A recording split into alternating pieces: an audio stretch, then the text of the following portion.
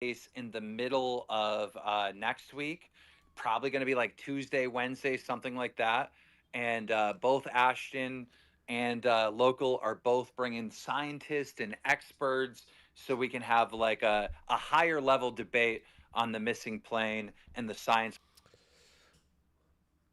Welcome, chat. Here we go. We got the weekly Skyfire news. I'm a couple minutes late, but here we go. Joining in progress.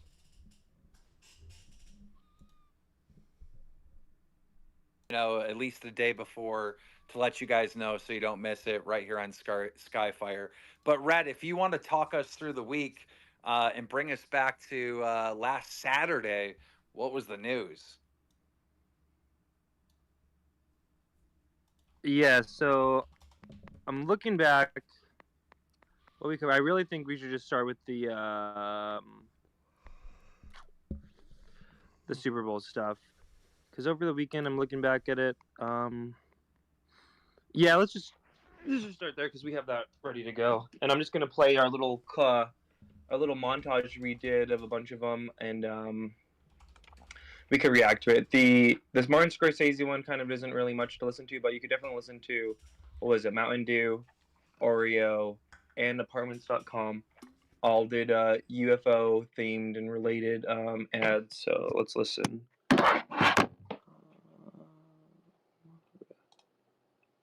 It's me, America's sweetheart, and I just love having a blast. The Mountain Dew Baja Blast. Having a probe me already blast. Should we report this? I just twisted on it. This never happened.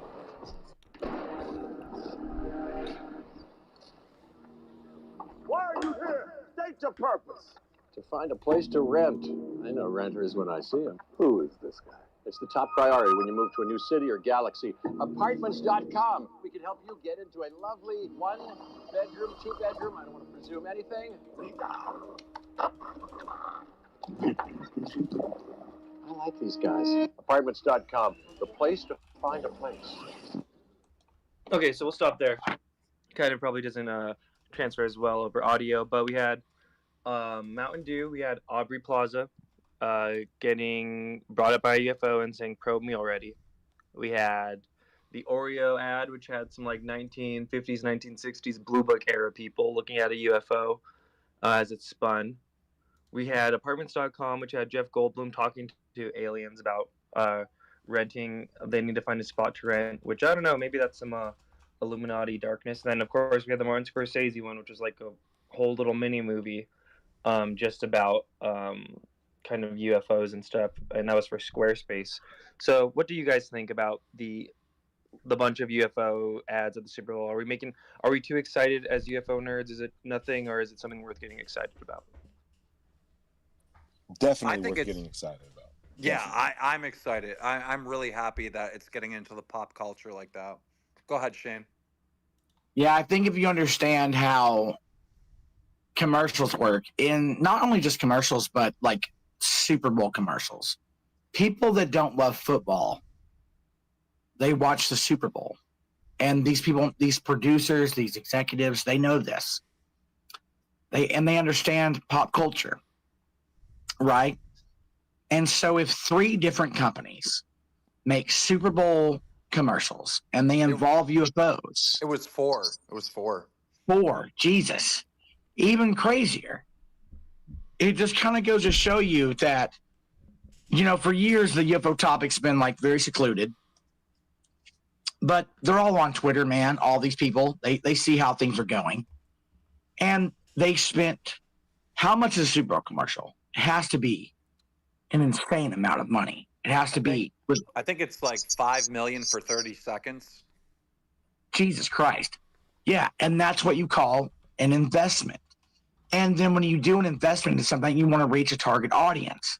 And so they thought about it enough to reach towards this community because they think that this community is big enough for that. And like Keem said, I'm excited as well. While I don't believe a lot of the nonsense in the UFO stuff, a lot of people do, and that's fair. But it's obviously getting out there enough. I think enough people have had paranormal experiences.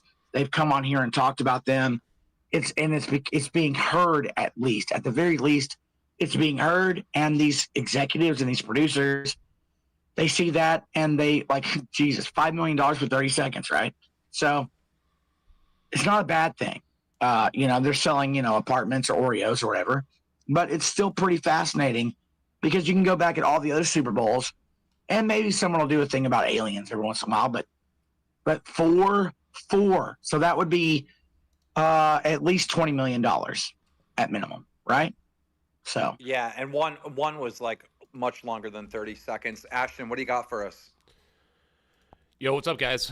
Good to be here tonight. Happy to be here with everybody. So I think there's a couple ways to look at it. One of them is, of course, you could look at it through the lens of soft disclosure that people talk about, this idea that there's this rollout to get people comfortable with the idea of UFOs or maybe non-human intelligence. So you could look at the increasing number of commercials that way, for sure. You could also look at it through the lens, which Shane just said, which is the idea that it's become more and more mainstream. I think even 10, 15 years ago, you had way less people that would answer the question, do you think there's other life on the planet or even other life anywhere else in the universe than you do now? And so now it goes to show that it's something that is not really on the fringes of society anymore and really starting to make its way to becoming socially acceptable to talk about with people. UAP Mike, what do you got for us? I don't think it was very influential. But yeah, it shows more people are coming around to it. Little Pop-Tart? Hey, bro, I did not hear the question, but I was trying to do an interview if we could sometime soon because I was wanting to address my personal issues, my beef with Trippy Red and Rich the Kid. I was going to make a video talking about it, but I thought if I could do an interview to talk about it, that would be better. Well, okay, Little Pop-Tart, let's keep it on topic for now, though. I'll get back to you in a minute on that, Little Pop-Tart. Lou, I got reviews, thoughts what do you real think quick. about the Super Bowl and all the UFO commercials?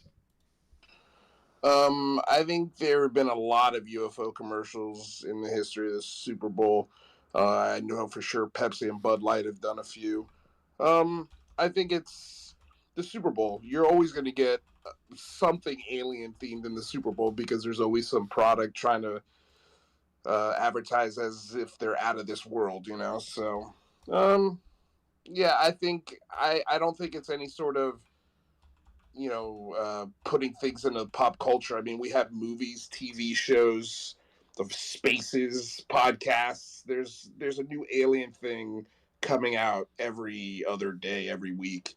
So yeah, I don't really look into it like that. Tuba Red, any thoughts? Yeah. I think anytime you see, one or two commercials, like whatever, but there were a lot. I mean, the three plus there was a couple more like tertiary ones. It shows that our culture, when topics like this rise up in the interest of the people, they show up in the art, they show up in the entertainment first. And I agree with Lou, though, that it's not the first time this has happened. Anytime a successful UFO or alien movies come out, I'm sure, like if we go back to when Independence Day, aired or whatever, or premiered, you'd have a lot of UFO related things coming out around the culture. The Independence Day trailer premiered during the Super Bowl. Okay, well, there you go. They're called that, I guess, right? But yeah, it's an interesting thing. They're always going to market this stuff to us, but yeah, it's to see so many, to see the spread of companies that did it.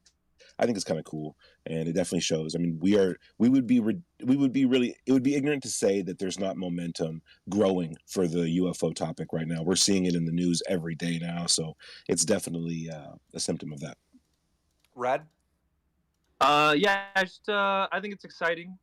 Some of the things that are really humbling, though, I think for a lot of new people is like you could find articles like pretty much every decade saying like UFO disclosure right around the corner. I'm sure there's some articles from the 90s when this was popping off again where people were like, oh, there's all these ads at the Super Bowl. So maybe temper our expectations, but it is still cool and exciting to see. And I think like of all the Super Bowl commercials, this was like the most like the one with the biggest running theme, right? I didn't see like a bunch of I don't know, other kinds of commercials. So I think it's worth getting exciting about, but not too excited. What news do we have on Monday of this week?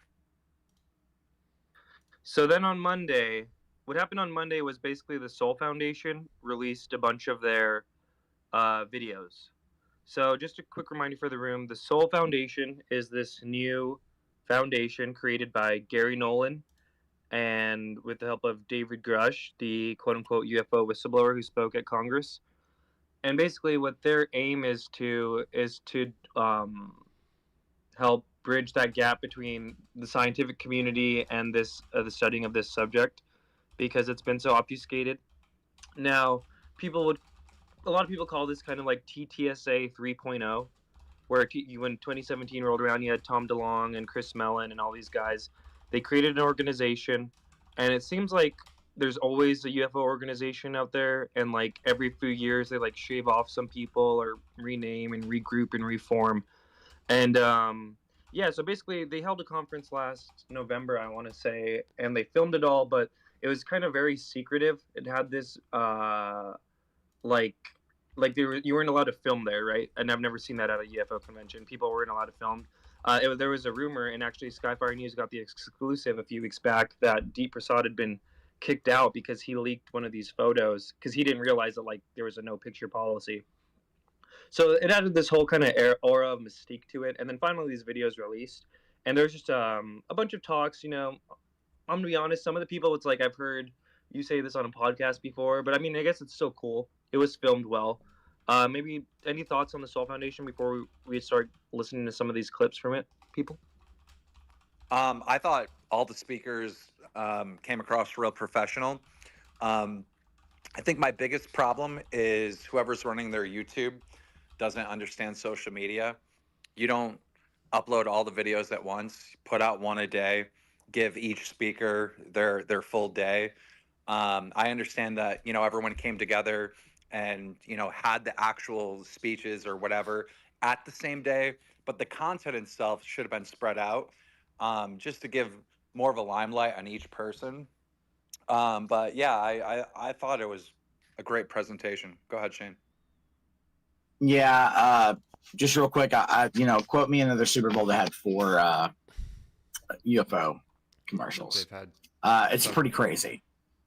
Weird times we're living in. When it comes to the Soul Foundation, though, I do respect Gary a lot because he actually runs his own Twitter, unlike Ryan Graves, right? For Americans for Safe Aerospace, there's always these things. You know, we all told him, me especially, don't go to Mexico, dude. Don't do this. Don't be with Jaime Maussan. Don't do this. And then he still went and did it. And then we have to take alien mummy bodies. And they're always going to come across professional. I think that's a part of it. You know, it's a part of how you're not going to come across non-professional. Well, you know, the way we live now and the age we're in, it's a little odd. I was actually watching Keem, Nerd Erotic and Pyrocynical's podcast. And you were mentioned quite a few times in there about having a really good bullshit detector. And I thought that was pretty funny because it's true. And there's a lot of bullshit in this community. And if you're for, this is my thing about the Soul Foundation. If you're for disclosure, right? If you're for, now, disclosure means you're open. You want the truth to be revealed no matter what it is. You want us to all know what's going on. Is it ghosts? Is it aliens? Is it gnomes? Is it trolls under a bridge? Is it vampires, chupacabras, whatever it is? You want it to be known, but yet you host a thing, event where only certain people are invited. That's the opposite of disclosure. That's what's called a event where only certain people are invited. The word for it loses me right now, but it's not the same. You know, if you're going to host these things and do these things that are for disclosure and for us knowing these things, then why was it so secretive? Why was Deep Prasad kicked out for posting an image? I mean, like, he was like kicked the fuck out. And I mean, I've known Deep for a long time. He almost was. He got a talking to, but yeah, there was I talked to Deep about it. At first, Deep denied it, and then we've come to find out that it was true. But that's kind of what Deep does. I have my own issues with Deep Prasad. He used to co-host my shows all the time, and whatever. I have my own issues with Deep, to be honest with you. But if you're going to go for disclosure and full knowledge for the masses so we can find out what the fuck is going on, then why are you hosting these private things with all these people that are being told they can't do things? It's not the same thing the government does. these people working on these secret programs, you're told you can't say anything. I think it's a fair question.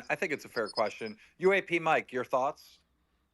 So, first of all, I appreciate the fact that the Soul Foundation took time to make sure anybody in the images who didn't want to be in videos or images were taken out, because we are talking about a meeting of serious academics who are tied to institutions that could, be leveraged against them, like they have in the past by Phil Klass, who has used people's professions as a reason to scare them away from talking about this topic seriously. So I do understand why this took some time. In the Nest, I actually linked their Soul Foundation is on Twitter, so you can follow their Twitter account up in the Nest there. And there's also that tweet is a link to all the actual speeches that they gave or posted at the very least. So you can follow that up there. I think the Carl Nell speech was incredible. I think he's a well-polished person. And I think we're going to be hearing from him in the future, hopefully. And I think it was just an impressive, somewhere more impressive than others. But yeah. Ashton, what do you got for us? Yeah, this is a little bit of a repeat if you guys have been in other spaces with me about the topic, but I think that for me, the disappointing part is a lot of what they talk about the spiritual aspect, or, it almost kind of goes to this idea of, are these beings interdimensional? And to me, the foundation of disclosure is on the technology and what the technology means. If there is, other beings that are visiting us, even if they're extra dimensional, whatever, you got to explain the science, you got to explain the technology, and then everything else flows down from there. So I think there was a couple presentations that were pretty good that were based on some of that. But overall, a lot of it is, how do we integrate this into our society? What does this mean for our society, et cetera, without dealing with that aspect? Lou, what'd you think? Well, thank you. Me? Lou, he said.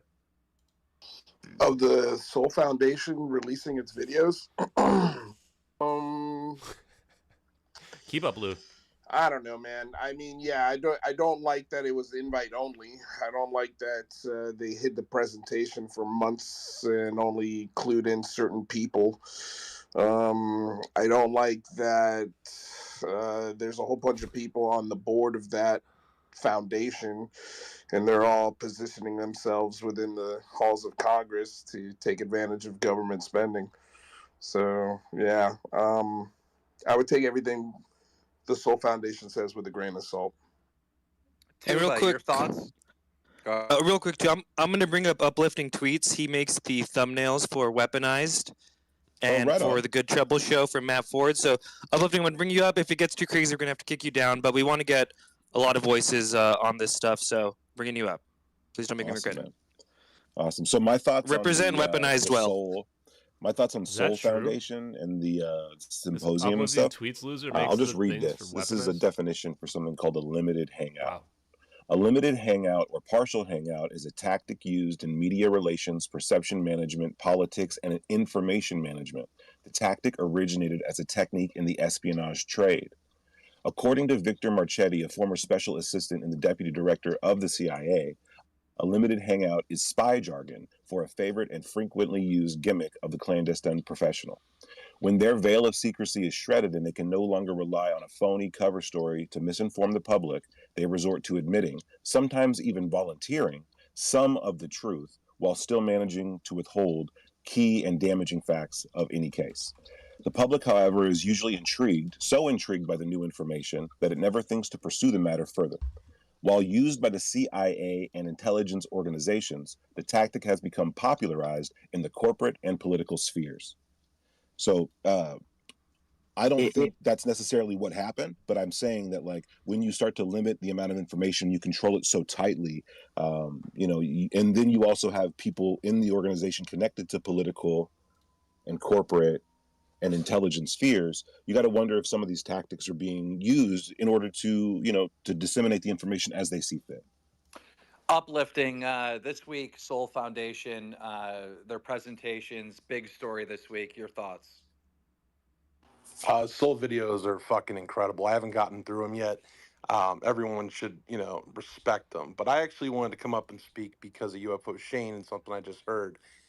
I am like fucking flabbergasted that this dude, Shane, is talking about Ryan Graves and professionalism and how he's coming across How in the fuck can you say something like that?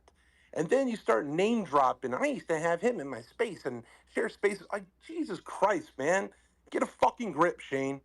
Get a fucking grip. That's all Ladies I and got. gentlemen, Have a great night. battle mode has been triggered. Shane, respond. Yeah, let me read the definition of disclosure. And by the way, I never said Brian Graves in my spaces. I said I talked to him in DMs, so that was a lie. I mean, you can go back and play the recording. And I Also, think that weaponized graphic matter. designer is gone. He left.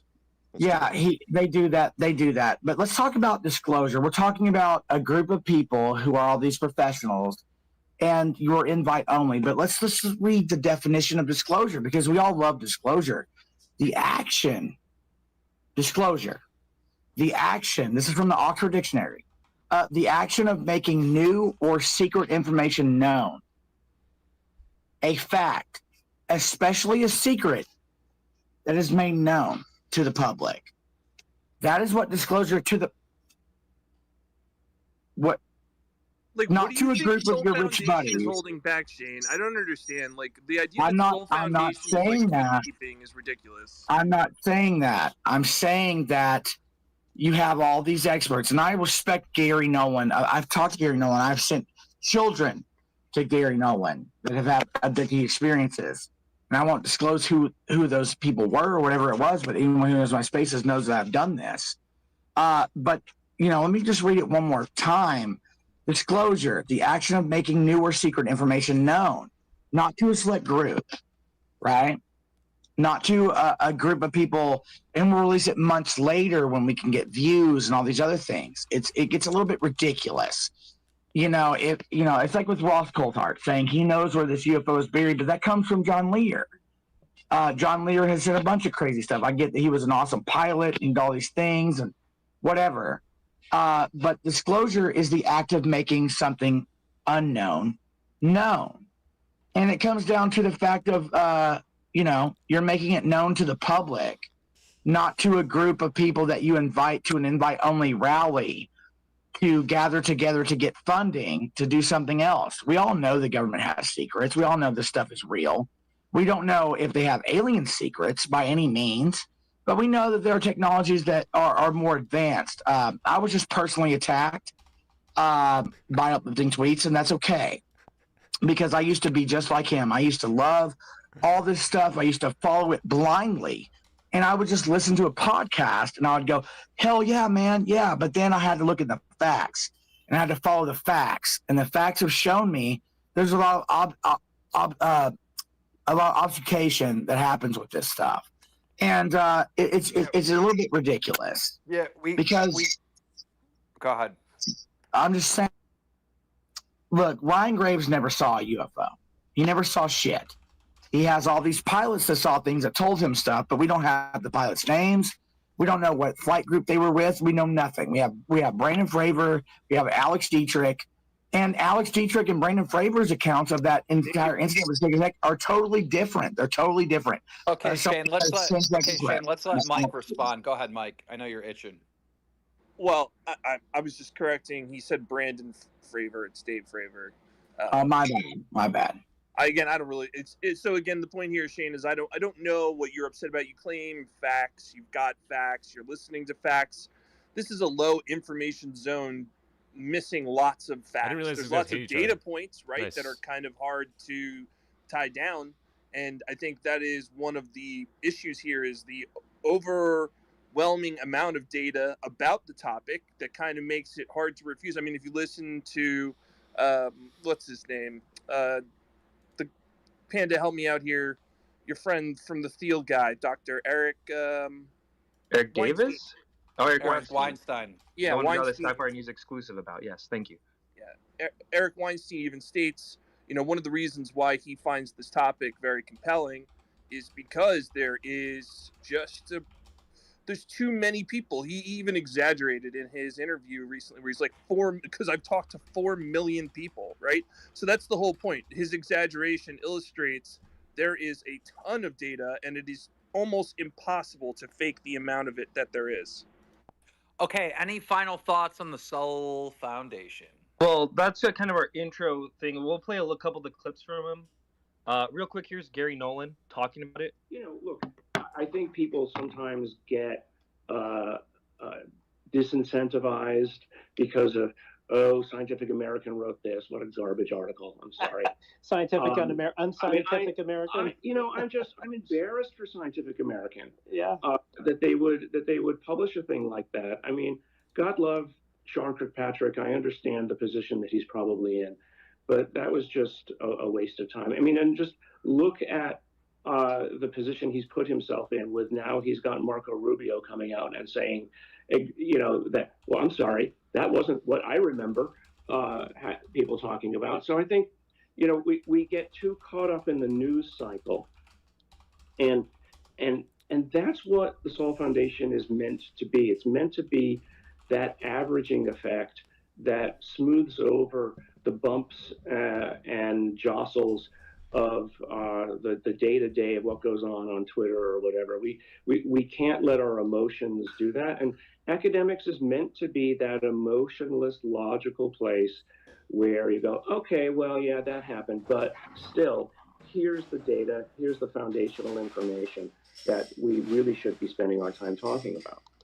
And real quick, I'll just go quickly into one of the clips that we clipped that really sent, and one of the big highlights there was David Grush spoke, right? And that was I think their most viewed video on YouTube, and not everyone wants to hear from Grush all the time. So and his actually, it was unfortunate that he was the closing speaker because everyone else's camera and audio was really great, but he phoned it in, zoomed it in, whatever you want to say, and the audio was a little rough. But here's him talking. The release of information on non-human intelligences has the potential to unite humanity in a shared quest for understanding, regardless of the ontological shock. No longer bound by the limitations of national borders, we would embark on a collective journey of discovery transcending political distances or differences and fostering a sense of global unity. The realization that we are not alone in this vast universe could serve as a powerful catalyst for international cooperation, reminding us of our shared destiny as inhabitants and stewards of the earth. Let's see if there's anything else worth clipping before we open up the discussion again. Here's that sounded Grush. like lines from a movie. Right, it was very. That one was almost kind of New World Ordery, I would say. Here's him talking about how we shouldn't rely on the government for disclosure. And next steps, I mean, certainly we don't want to rely on the government for everything, but the Healer Amendment and also some of the provisions in the Intel Authorization Act that allows the Intel Committee to fence off funds for special access programs that are not being reported to Congress is a step in the right direction. But this is quite frankly why we have the Soul Foundation and certainly other 501c3s like Ryan Graves' foundation as well, is we need to basically create a parallel track of research and independent discoveries that aren't necessarily dependent on the U.S. government to provide us all the answers. Because ultimately, it's up to the chief executive to disclose, regardless of what the disclosure panel may come up with in terms of a controlled disclosure plan. But we should. Okay, well, we could open the discussion there a little bit again. So we heard Gary Nolan talk about kind of the need for soul. We heard David Grush, the whistleblower. Ashton, what are your thoughts?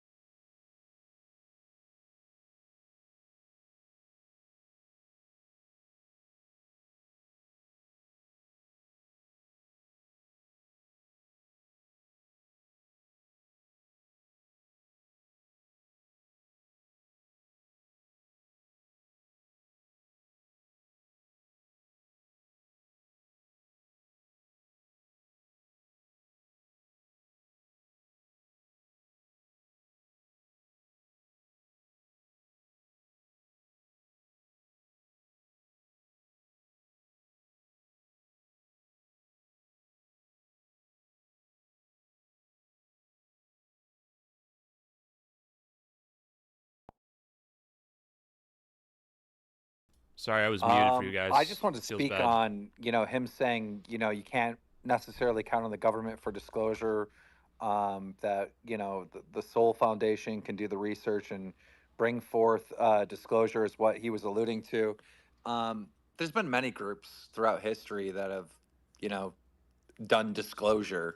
We're back. Sorry, So chat. I don't, That it's, was a and good it speech, also too. it's You missed hard it. for people to define what disclosure actually is. I see Mike spamming some emojis. Let's go to Mike. So, again, the idea that anyone is taking away from this, that the Soul Foundation is somehow doing disclosure, they're showing a roadmap how disclosure could work, right? And how they would advise it works. This is just like some sort of like consulting strategy. This is not disclosure. These guys are not in charge of it. So, well, you heard what he said, right? I did listen. Well, they also made a graph about it. Like they put a date on it, October 1st, 2034. Yes, I know Lou hasn't seen a lot of roadmaps before, so it might be a little foreign to him, but that's what a roadmap looks like. That's not like, oh, this is what the government is doing, guys. This is what the government said we're going to do. Did I say it was what the government was doing? No, they did. Wasn't They the did Soul say it. Foundation saying that that's what they were doing? That's their plan? Yeah, and that's up in the nest too. It's the UFO disclosure timeline presented at the Soul Foundation, and that was presented by Carl Nell. And Mike, why don't you break it down for us since you know all about it? What's up with that timeline? It's just a timeline for a suggested way to go through the disclosure process. The Soul Foundation would not be the ones doing this. They're just saying, hey, this is what we think, as a bunch of really fucking smart people would be the right way to go about doing this. And that's what helped shape some of the Schumer-Rounds Amendment. Okay, some of the people involved in that organization are definitely involved in some of the language that's going into what you might consider disclosure. I don't disagree with that, but the Soul Foundation is not the arbiter of that. So I just want to... What point was he trying to make, Mike, when he said we shouldn't necessarily depend on the government for disclosure? We should depend on private companies to fund research and development in all sorts of specialties. I don't think the Soul Foundation might be good at networking people to perhaps do that, but again, I don't think I think they talked about a Stardust, like they were going to try to collect crash retrieve material and facilitate research on that. So that's one aspect of this, but that's not them shepherding in disclosure. There's a lot of different things that are more than just looking at materials. Well, members have already collected material, right? Well, what I would ask in there, and to Mike too, is look at the people who are on that panel, right? I mean, you've got David Grush. He's probably everyone's number one hero in UFOlogy, right? He's a guy coming out saying, "I've seen it. I've seen the classified information." You had Hal. He never said that. He never said that. He never said he saw said the it in front classified of information. Well, he testified to Congress that he knows about it, and by definition, it would be classified, right? Now, we have Hal Puthoff there, who's a legendary engineer, physicist, whatever you want to call him with respect to the DoD. And then you've also got people like Colonel Nell as well. So we've got somebody who's actually a military member. And when you look at that all, doesn't that scream that they're the ones? Like, these are the people that you would expect to be giving that to us. Of course, it's not like the president's coming out and telling us, but these are the people that theoretically would be in the know. Go ahead, Shane. Yeah, I'm sitting here like wondering, how can I word this?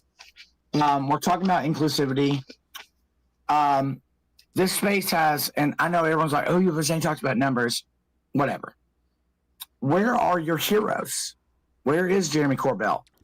Where is Hal Puthoff? Where's Stephen Greer right now? We're not Jeremy paying him. Corbell's thumbnail maker just cussed you out. What do you mean? He had to Yeah, do his interview? hold on. That's not, and I can't even speak. I can't even speak without getting interrupted.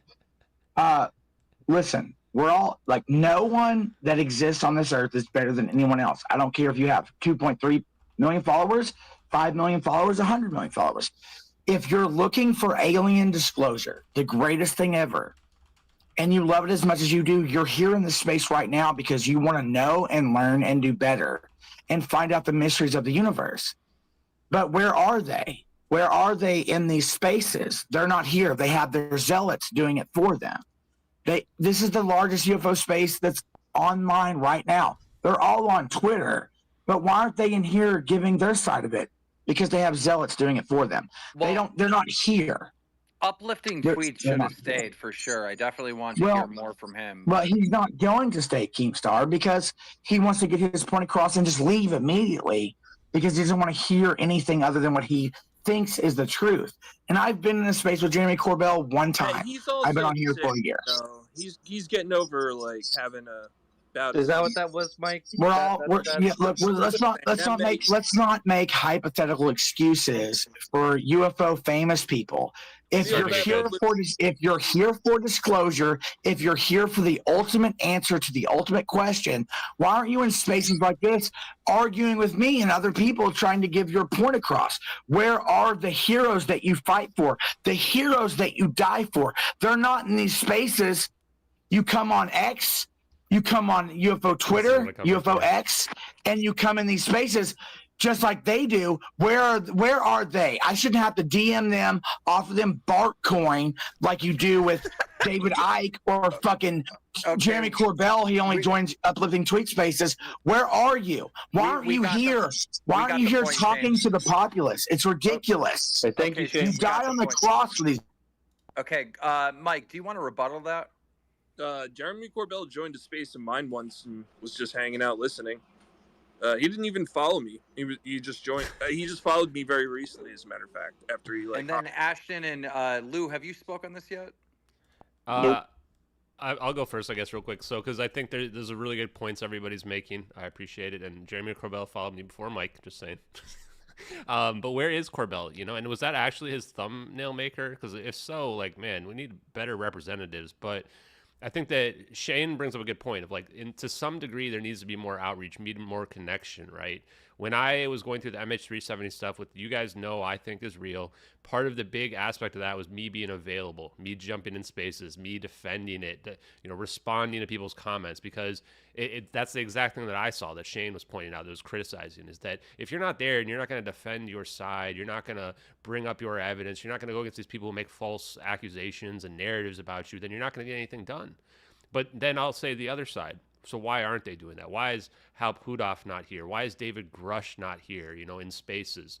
It's because for those guys, there's no value in them doing that, because you can see the toxicity and how people try to tear them down, attack them, attack their reputations, try to come with these narratives. They're not the real people out there. They're not real. Their positions aren't real. Like what we just heard here as well from Lou, that, David Grush never saw anything that was classified, right? Like all these little things like that. They don't want to deal with any of that crap. Why would you? If you know it's true and you've seen the technology out there, you wouldn't want to deal with any of that crap either. You could just benefit off of it. Go talk to rich billionaires in private little meetings. Like yeah, but Ashton, I want it. David Grush has not had direct eyes on any program or any technology from another world. I mean, respectfully, I think he might have. I don't know for sure. I can't say that. But he said he hasn't. He said he hasn't. Yeah, he did say he hasn't. I just want to defend Jeremy Corbell for a minute because, yes, maybe he's not in the spaces, maybe he's not getting in the mud, and I do think Shane has a point with his statement there. But Corbell on Weaponized has, clapped back at a lot of the criticism that has come his way, and I appreciate that. There's a lot of people online in general, not just this community, that ignore all criticism, that ignore, everything coming at them. And he did address quite a bit of stuff on that Weaponized episode 2 weeks ago. I completely disagree. I don't think he's ever addressed any of the things that he claims, including the flying pyramids, 29 palms, the element 115. Well, I didn't say all, Lou. I said... I'm just saying, dude, anytime any real people push back against what that guy's putting out there, it's never answered. Ever. Lou is such a spiteful ex-girlfriend. He just goes on his podcast and he lets the bodies hit the floor. It's so silly. But just going real quick back to this Soul Foundation graph here. The name of the graph is called Way Forward, UAP Campaign Lines of Effort.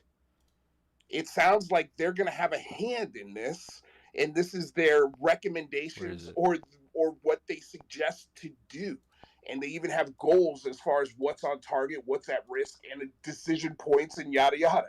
Like, I mean, it looks like it was made by Windows 95, but I just wanted to just touch on that again. This is not just a graph of like, oh, here's the some operating help. system made the chart. That was a real good one, Lou. In Lou's defense, a lot of Okay, these PowerPoints look like garbage, to be honest. Yeah, I They mean, we're always talking, do. They guys. We're always look talking. like garbage. We're talking about boomers here. I mean, they're old people. Like they The don't. convention posters are the Imagine worst of thinking any Lou subculture. Reviews. Lou Reviews is convention making posters are fun of a crimes. fucking army colonel who was like, you know, a liaison in the Pentagon, and Lou Reviews is like, oh, his fucking slides are shitty. That dude is You've 10 made times the you've human made being fun you you've are, made fun of and battle you're making veterans. fun of his slides. You've Just made so you know you've that. made fun of combat veterans. You've made fun of combat veterans, buddy. Kirkpatrick is a veteran, UAP Mike. You guys love Who's to a forget combat that. veteran that I've made fun of?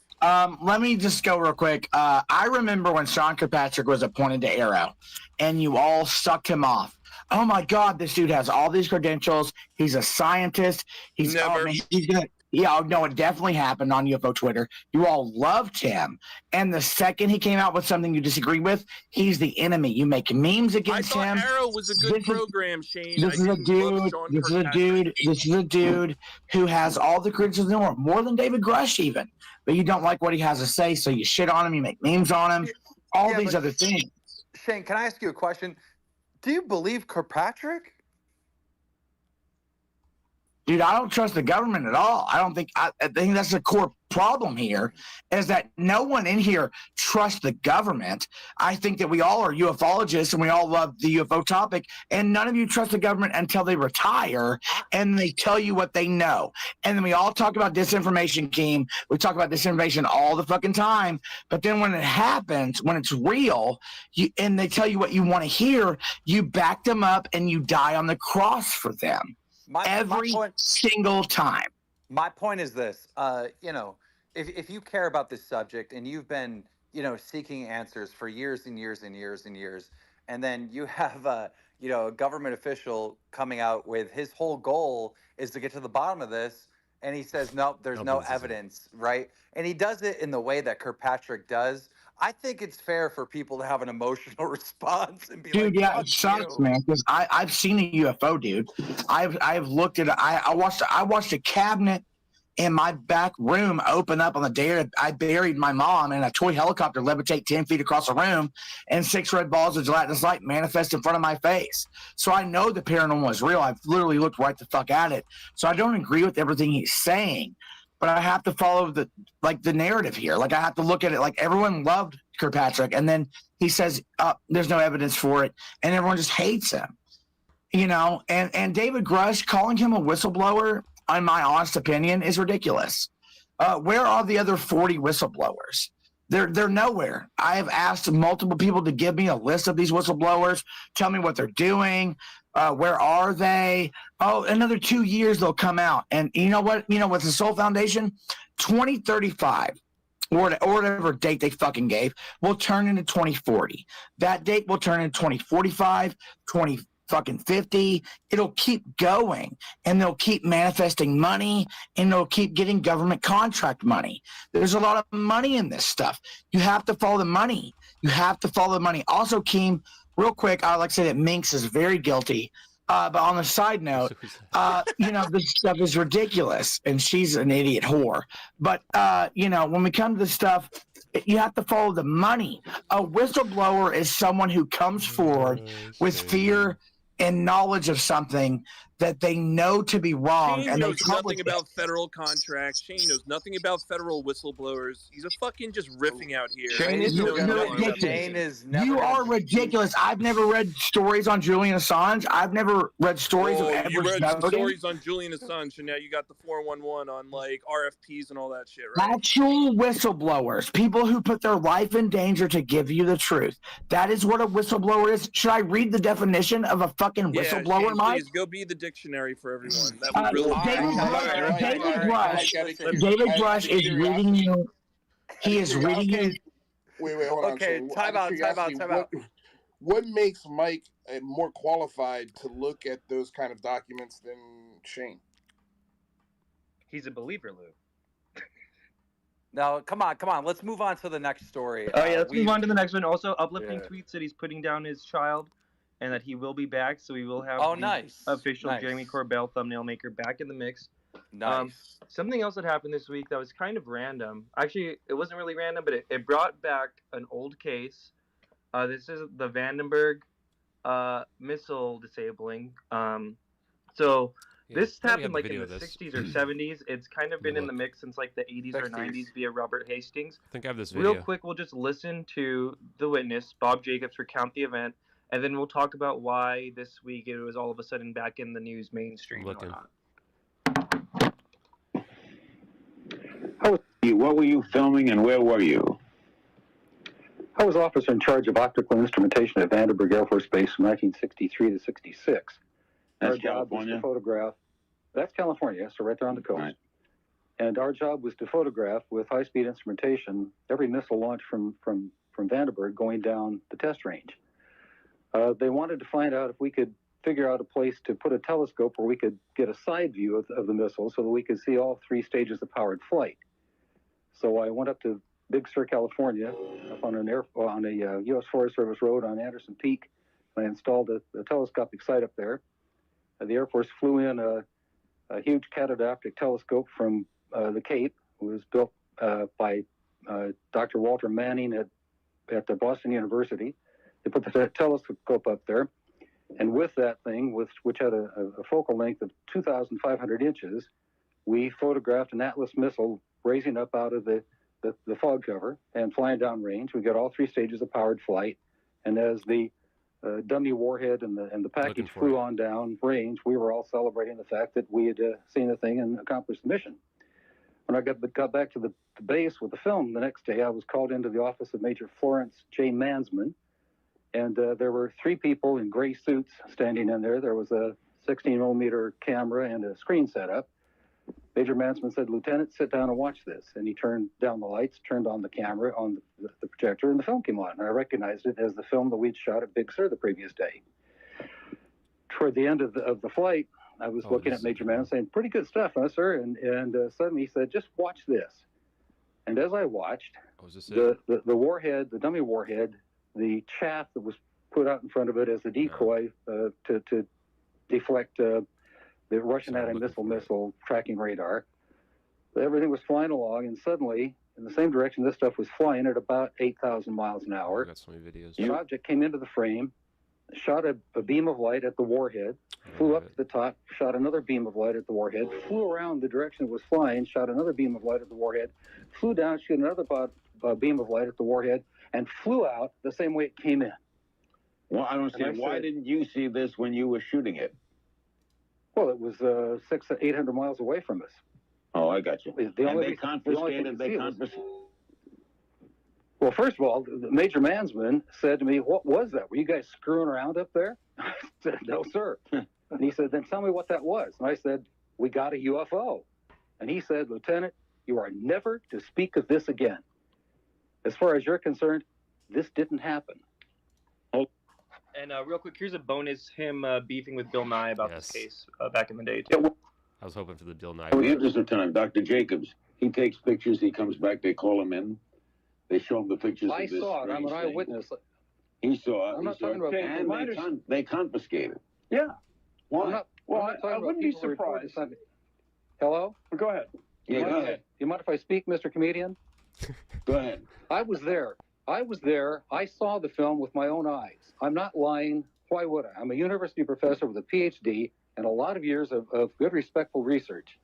So the guys from Officer may not have seen the UFO, but they saw the results of it. I saw the damn thing on film with my own eyes, so don't call me a liar, and you weren't there. I was. With all due respect, I'm not calling you a liar. It's just quite a step to say there was a film with remarkable images on it that the CIA confiscated. Which I It's saw quite a and which step they to- did. Yeah, which is quite a step from there to say it was definitely spacecraft from another civilization. That's the leap It was that no the commercial skeptical around. community is reluctant to take. Hey, pal, listen to me. I didn't say it was a spaceship from another civilization. I said it was something in the air that we couldn't identify. Therefore, it was an unidentified flying object. It was shaped like two saucers put together with a golf ball on top, and it fired a beam that we assumed was a plasma beam at a dummy warhead and knocked it out of space. Tell me what happened. Tell me who did that. Tell me in 1964 who had that technology, pal. Not us, and not the Russians, and nobody I know of. So come on, what's Mr. your Skeptic, conclusion? what about it? Well, so what's your conclusion? Doesn't this sound like the MH370 What's your, argument? what are you saying? Well, my conclusion is that something happened that you don't know what it was, and I wouldn't be surprised if it had something to do with another aspect of military testing in the sky that night. And it's a much more reasonable explanation. We had nothing. There was nothing in our inventory that could So let's do this. Okay, we could kind of stop it there. But real quick, too, before we open up to the room, the reason why that became a story again this week, because that happened in like the 60s or 70s, was I think some of these whistleblowers had also tried to go to Arrow, and in the wake of like Kirkpatrick's like kind of main debunking article, they came forward again, and they've talked about this before, how they've also felt like they were ghosted by Arrow, along with Ashton and along with the Nimitz witnesses. I was ghosted by them, actually. Still haven't heard one person really say, like, I went to Arrow and I felt like I was fully listened to and blah, blah, blah. Oh, and then also, because apparently Lou Elizondo, that came out this week too, he apparently was also one of these people who allegedly, right, pointed Kirkpatrick to the location of these films, and that was also ignored. Let's go to UP Mike first. Mike, is that your understanding of why this old story kind of resurfaced No. this week? Geez, you got that wrong. First of all, Lou Elizondo told Kirkpatrick where the Big Sur film was in the ATIP workspaces, and Kirkpatrick supposedly told one of, I think, Hastings' intelligence contacts that they went there to the ATIP workspace, into the drawer where it was supposed to be, and the film was gone. Now, I don't know, again, how accurate that is, but that's the more, it wasn't that, like, Lou Elizondo talked to Kirkpatrick and told him where it was, and then it wasn't there. It wasn't that they just, like, ignored it. Okay, well, still. So what do you make of this, Mike, and what do you make of this story? And yeah, what are your thoughts? Obviously, I think he's telling the truth about seeing the Big Sur tape, to be honest. I believe Jacobs, and I believe Mansman. I believe Hastings. I think that all of those guys are kind of in the right about the Big Sur film. And Big Sur film, yeah. Okay. And I sent the invite to Manny. I know Manny knows a lot about the debunking side of this case. There is a Skeptical Inquirer article that says this was some like proto-US technology being developed. The one thing I always found interesting about this case was, and this is one of the things where I'll say towards Bob Lazar's credit, although I don't necessarily like believe him. Like this guy Bob Jacobs, his records were erased for a while, and like the military like denied he even worked there, and it wasn't until that superior he mentioned, Mansman. What they did to Nell too, right? I mean, this is the same fucking shit they did to Hastings. They did to Elizondo. Didn't run ATIP. Yeah, to me, Bob or Jacobs is the best example Jacobs of wasn't that, in the yeah. Air Force. Nell wasn't part of the Army Futures Command. It's the fucking same shit. And I don't, for the other guys, who knows, but for sure for Bob Jacobs, that's one thing I look at in UFO history where you can point people to that says like they do erase records, and then sometimes if like a superior comes out after the fact, then they'll like have to like recant that, but it is totally within the wheelhouse of the establishment to like erase people's records. All right, Ashton. Yeah. So I love the back and forth between Bill Nye and I forget the other guy's name, but Bob Jacobs. Bob Jacobs. Thank you very much. Because honestly, I think a lot of that correlates to what I experienced when I started disclosing this idea of these MH370 videos being real. You have the same people that come back and they gaslight you, right? And you go, you literally just tell what your opinion is, like he does there. And what does Bill Nye do? He goes, oh, so you're saying it's aliens that zap the missile, right? He's going, no, I just think it's some crazy thing that we don't really have an explanation for. He says, in his opinion, he can't understand how it could be military technology based on what he knew, right? And now in my case, actually, I did think it could be military technology, but that's a difference between 60 years ago or whatever and now, right? But I think that if you look at it from just a logical perspective, is like, what are we shooting down our own missile here? Like, is this for an adversary? So I can understand why he would be incredulous as to this idea that, it couldn't be our technology. And then the other thing I would like to say as well is around the disinformation about how they delete people's stuff, right? And then you get that Skeptical Inquirer that's talking about, oh, well, this could be our technology, right? And they will pretend like somebody was never part of that organization. I think that there is absolutely some element in the government that utilizes those tactics to discredit people. And then what that does is it allows the skeptic debunker types to latch onto it. And all those people need is one thing to latch onto, and then they do that, right? And even I've seen that with people questioning whether or not I even spoke to Arrow, right? And if those records don't come back, then they're going to say, Ashton must have been lying about it, right? And it's just, they develop these narratives as opposed to the alternative narrative of, well, I either did talk to them, they filled out the FOIA request incorrectly, or maybe somebody was impersonating a federal, a military officer, which I doubt. So anyway, those are my thoughts. Thank you, Ashton. And we did get Manny to come up. Manny, how's it going, bro? Glad you're here. What are your thoughts? I know you kind of were this week touting the Skeptical Inquirer article. What are your thoughts on this event, and then also Lou Elizondo's claims of pointing Kirkpatrick to this file location in the ATIP archives? Yeah, thanks for inviting me up to talk on this subject. I think if people haven't read the Skeptical Inquirer article, they should. It's written by a guy named Kingston George, who says that he was actually above Jacobs and Mamsman. He was one of the ones running the test that day. And there's a lot of good information in there about what they saw, why it was classified, what happened to the footage afterwards, et cetera, et cetera. And just to kind of paraphrase, Kingston George said that what they filmed was not a UFO, but what they saw was that from the position on the side of the mountain where the telescope was located, that it was easy for them to notice which were the decoy warheads and what was the real warhead. And so what it did was it exposed a vulnerability in our weapons system. And the reason that they classified that was obvious, so that it wouldn't get to foreign hands, because that's anytime there's a vulnerability in a new weapon, they're going to classify it. He also said it was that the footage was considered mostly mundane and that it was classified for 12 years, but that the footage was destroyed well before the 12 years was up. And so that kind of, to me, makes me wonder, if it was destroyed back in the 60s or 70s, how did a copy get made that Elizondo allegedly got 30 years later? It just kind of doesn't ring true, and that kind of segues right into what I think about Lou claiming that he had access to that at ATIP. Well, that's rather convenient, because he knows that we can't confirm nor deny that, so he can pretty much say whatever he wants. If he did have access to that, it obviously wasn't a classified file, or he couldn't talk about it. And if it was unclassified, I've got to ask, why flare, gimbal, and go fast when you could have brought Big Sur and Vandenberg out? I mean, that's been a huge case in ufology for a long time. Dude, he got the other tapes out under, this is such a, again, what a way to make okay, can you let me finish? Let's let him finish and we'll get to Mike, yes.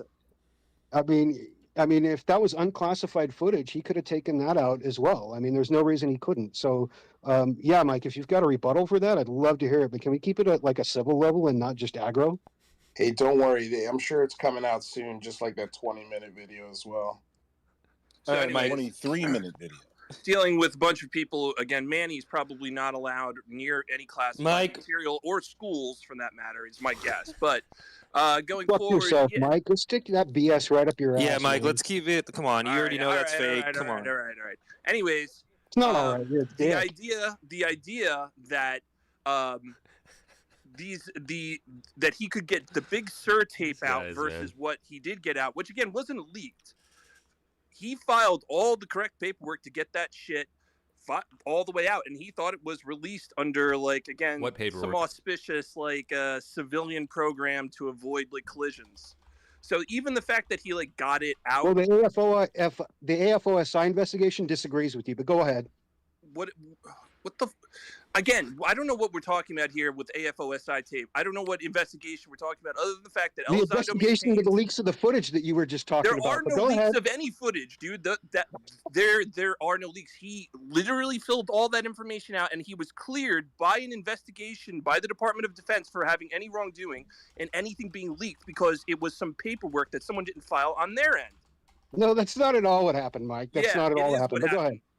All right, prove it. Show me the report then. Then Show why me is the he report not that you're under arrest? referencing. Why is he not arrested for leaking classified material or taking something illegal? Because there was no breach of national security, because it was unclassified. No wrongdoing, dude. Sorry. It wasn't classified video, man. Mike. It wasn't classified video. Wait, is the video out there or not? I'm so confused. Is it in the public He's sphere? talking about the gimbal. He's talking about gimbal, Go Fast, and Tic Tac. One of those was on a public server, and the other two videos were not classified videos. point is they were taken from the Pentagon through legal means. They were not leaked through illegal means. They found Actually, the Pentagon has said that they were improperly released, so they disagree with you too. So you don't have a rebuttal. Also, Christopher Mellon has said himself that they bent the rules to get those videos out. He has said that himself.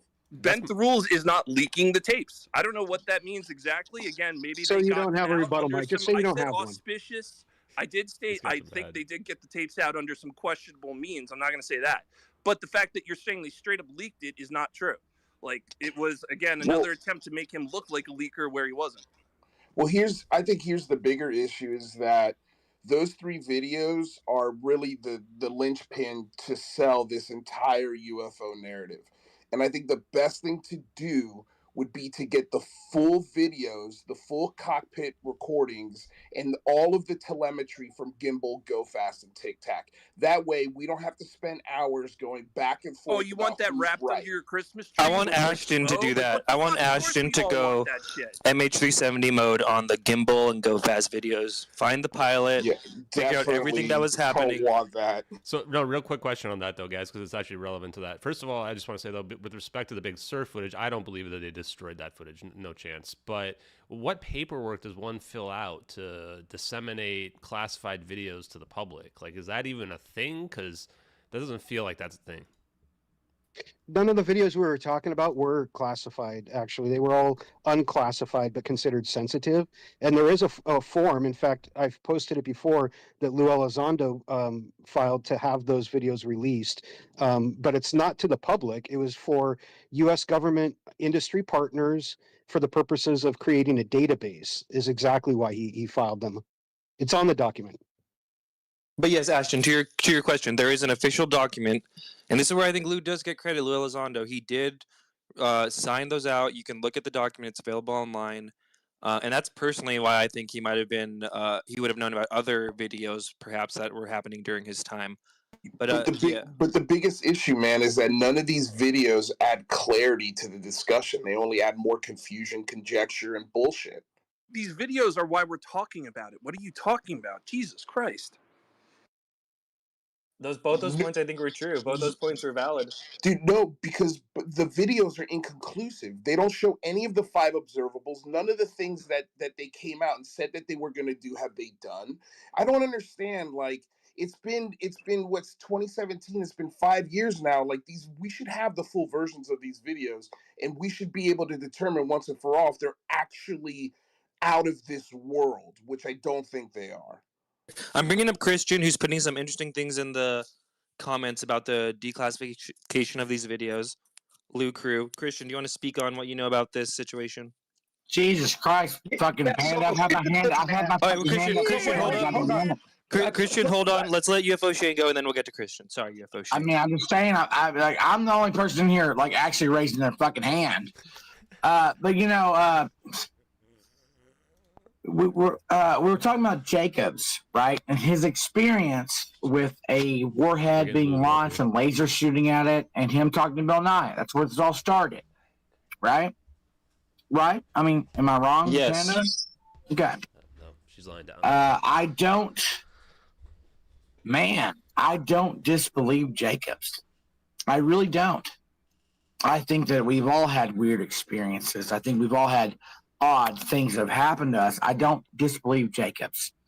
This whole conversation is taking a weird tilt into something that I really don't have an opinion on, but I'm trying to stick to the story that we're talking about. You know, he's like, "Hey, pal, you know, like, you know, it was 1964. This is what happened. This is what I saw." And then someone says, "That's not what you saw. Not what you saw." You know, if you believe in UFOs, you believe in ufology, or you believe in just the paranormal, then you know that weird things happen to people all the time. That's what the paranormal means. It means outside the normal. That's the definition for the paranormal. It means literally and by definition, things that exist outside the known normal. That's what it means. So I don't disbelieve Jacobs at all. I really think he was being very honest. And I don't know what's going on. To be honest with you, we can all sit here and argue Lou Elizondo or Christopher Melwin or Go Fast. And by the way, if I listen to one more fucking show that's like, oh, look at it on the ASA, blah blah blah bullshit, because you've all done it. You all listen to all the same shows I do. It gets annoying. It gets old. Where's the full video? I think Lou had that brought up very well. Where's the full video? But when it comes to Jacobs, which is what this all started with, I feel like you've all fallen like off on. I don't think that dude's lying. I don't have any proof of it or whatever, but I don't think he's lying. And I'd like to also say that I've joined a lot of spaces in the last year, me being here, and the Skyfire news spaces, they offer more to people with different opinions who vocalize those things. And you join anyone else's publicized spaces, they're going to attack you for not believing what they believe. Healthy discussion is healthy discussion. This question that we're asking each other is the biggest fucking question known to man. Is it aliens? Is it fifth dimensional beings? Is it Lockheed Martin? We don't know. I don't know. I mean, if someone tells you they do know, they're full of shit. But going back to the original question was about Jacobs, and the original topic was about Jacobs. When I listened to your recordings, Panda, I believe him. I believe every word that dude said. That dude was like, "Hey, pal, you didn't see it. I saw it." Yeah. And I have heard time and time again, people who have been abducted, people who have had paranormal experiences, people who've had all this crazy shit happen to them in my spaces. And I don't censor people like Melodemon or these other people who don't agree with people. And so they censor them. I don't do that. I listen to everybody. All right, Shane. Well, let's get over to Christian. Well, that was a I'm good just speech. I'm just saying, Panda. Yeah, feel it, Christian. What are your thoughts on the situation? Then Manny, and then we'll move on to the next I believe story. Jacob. I believe Jacob. So, I just want to comment. I had to on the what you guys were talking about before, because it's honestly in this UFO thing that we're interested in, we got a big problem, which is classification guide, right? So if a whistleblower comes forward saying, "Hey, this is going on," but then the government overclassifies everything, like they did with those 3 videos. Literally, those 3 videos, they bent the rules, and then the UAP classification guide, it's like ridiculous, except from disclosure in its entirety. I put it on the comments over there. You ask for an FOIA, you can't get anything. So we're just gonna keep arguing about this shit back and forth, and it kind of sucks because if Lou, and you know what, I'll give you something shady that Lou did do. The OSAP and ATIP thing, there's something there. Like, I don't know what it is, but still, the bigger picture of what their claims are, to me, are very important. And I think there's something going on. The government's acting very shady. Kirkpatrick, super shady, and I don't know what to do because they won't let me see the fucking data, and we're gonna keep fighting back and forth. However, let's take Green Street for example, which I had a conversation with on a space, and he was super cool. I asked him a few questions about Skinwalker Ranch because he says he debunked it. Luckily, at least I can watch that show on TV and see something that I think is interesting. And I started putting video clips. Oh wait, real quick, are you a secret brand ambassador? Last point. He blocked me just for putting a couple of clips from season 4 that he didn't watch. He blocked me, man, and I thought we were having a good conversation, a good debate. Blocked me just for putting that. So it's skeptics and debunkers like that I kind of have a problem with, because I was looking for a debate and I got blocked for showing data. Like, Thank you, what? Christian. Are you a secret brand ambassador for Skinwalker Ranch? I love Skinwalker Ranch, bro, but I'm not a secret ambassador. But I think that at least I can watch this shit and not like be like, oh, it's classified, you know. So honestly, to me, I think it's the best paranormal show or the best investigation there is. That's just me, though. Awesome. Okay, I awesome. guess it's not happening. Guys, I don't know just why. Every time remember, I'm streaming. on these weekly shows, we try to, Now keep let me it pick her short, up. keep it snappy. Don't repeat yourself. No big long speeches or whatnot. In the morning is fine. At I night, want is no everyone good. to get in, make a point real quick, get out, so we can listen to a rebuttal, and the not conversation can flow. All right, go ahead, Red. The passion Cool. is real. Where's Yeah, DJ? thank you, Christian. Manny, you want to close out on this, and then we're going to move on to our next story. Yeah, thanks. One more thing I just wanted to bring up about the Big Sur and Lou thing is the timing of it. Lou's been on countless podcasts. He's been on talk shows and whatever. And this is the first now that we're hearing about his alleged confirmation of Big Sur, which seems a little suspect. I would be willing to put $100 down. Mike, maybe he'll take me up on this. I put $100 down that there's probably a whole chapter about that in his new upcoming book. And that's probably why he's coming out now and saying that.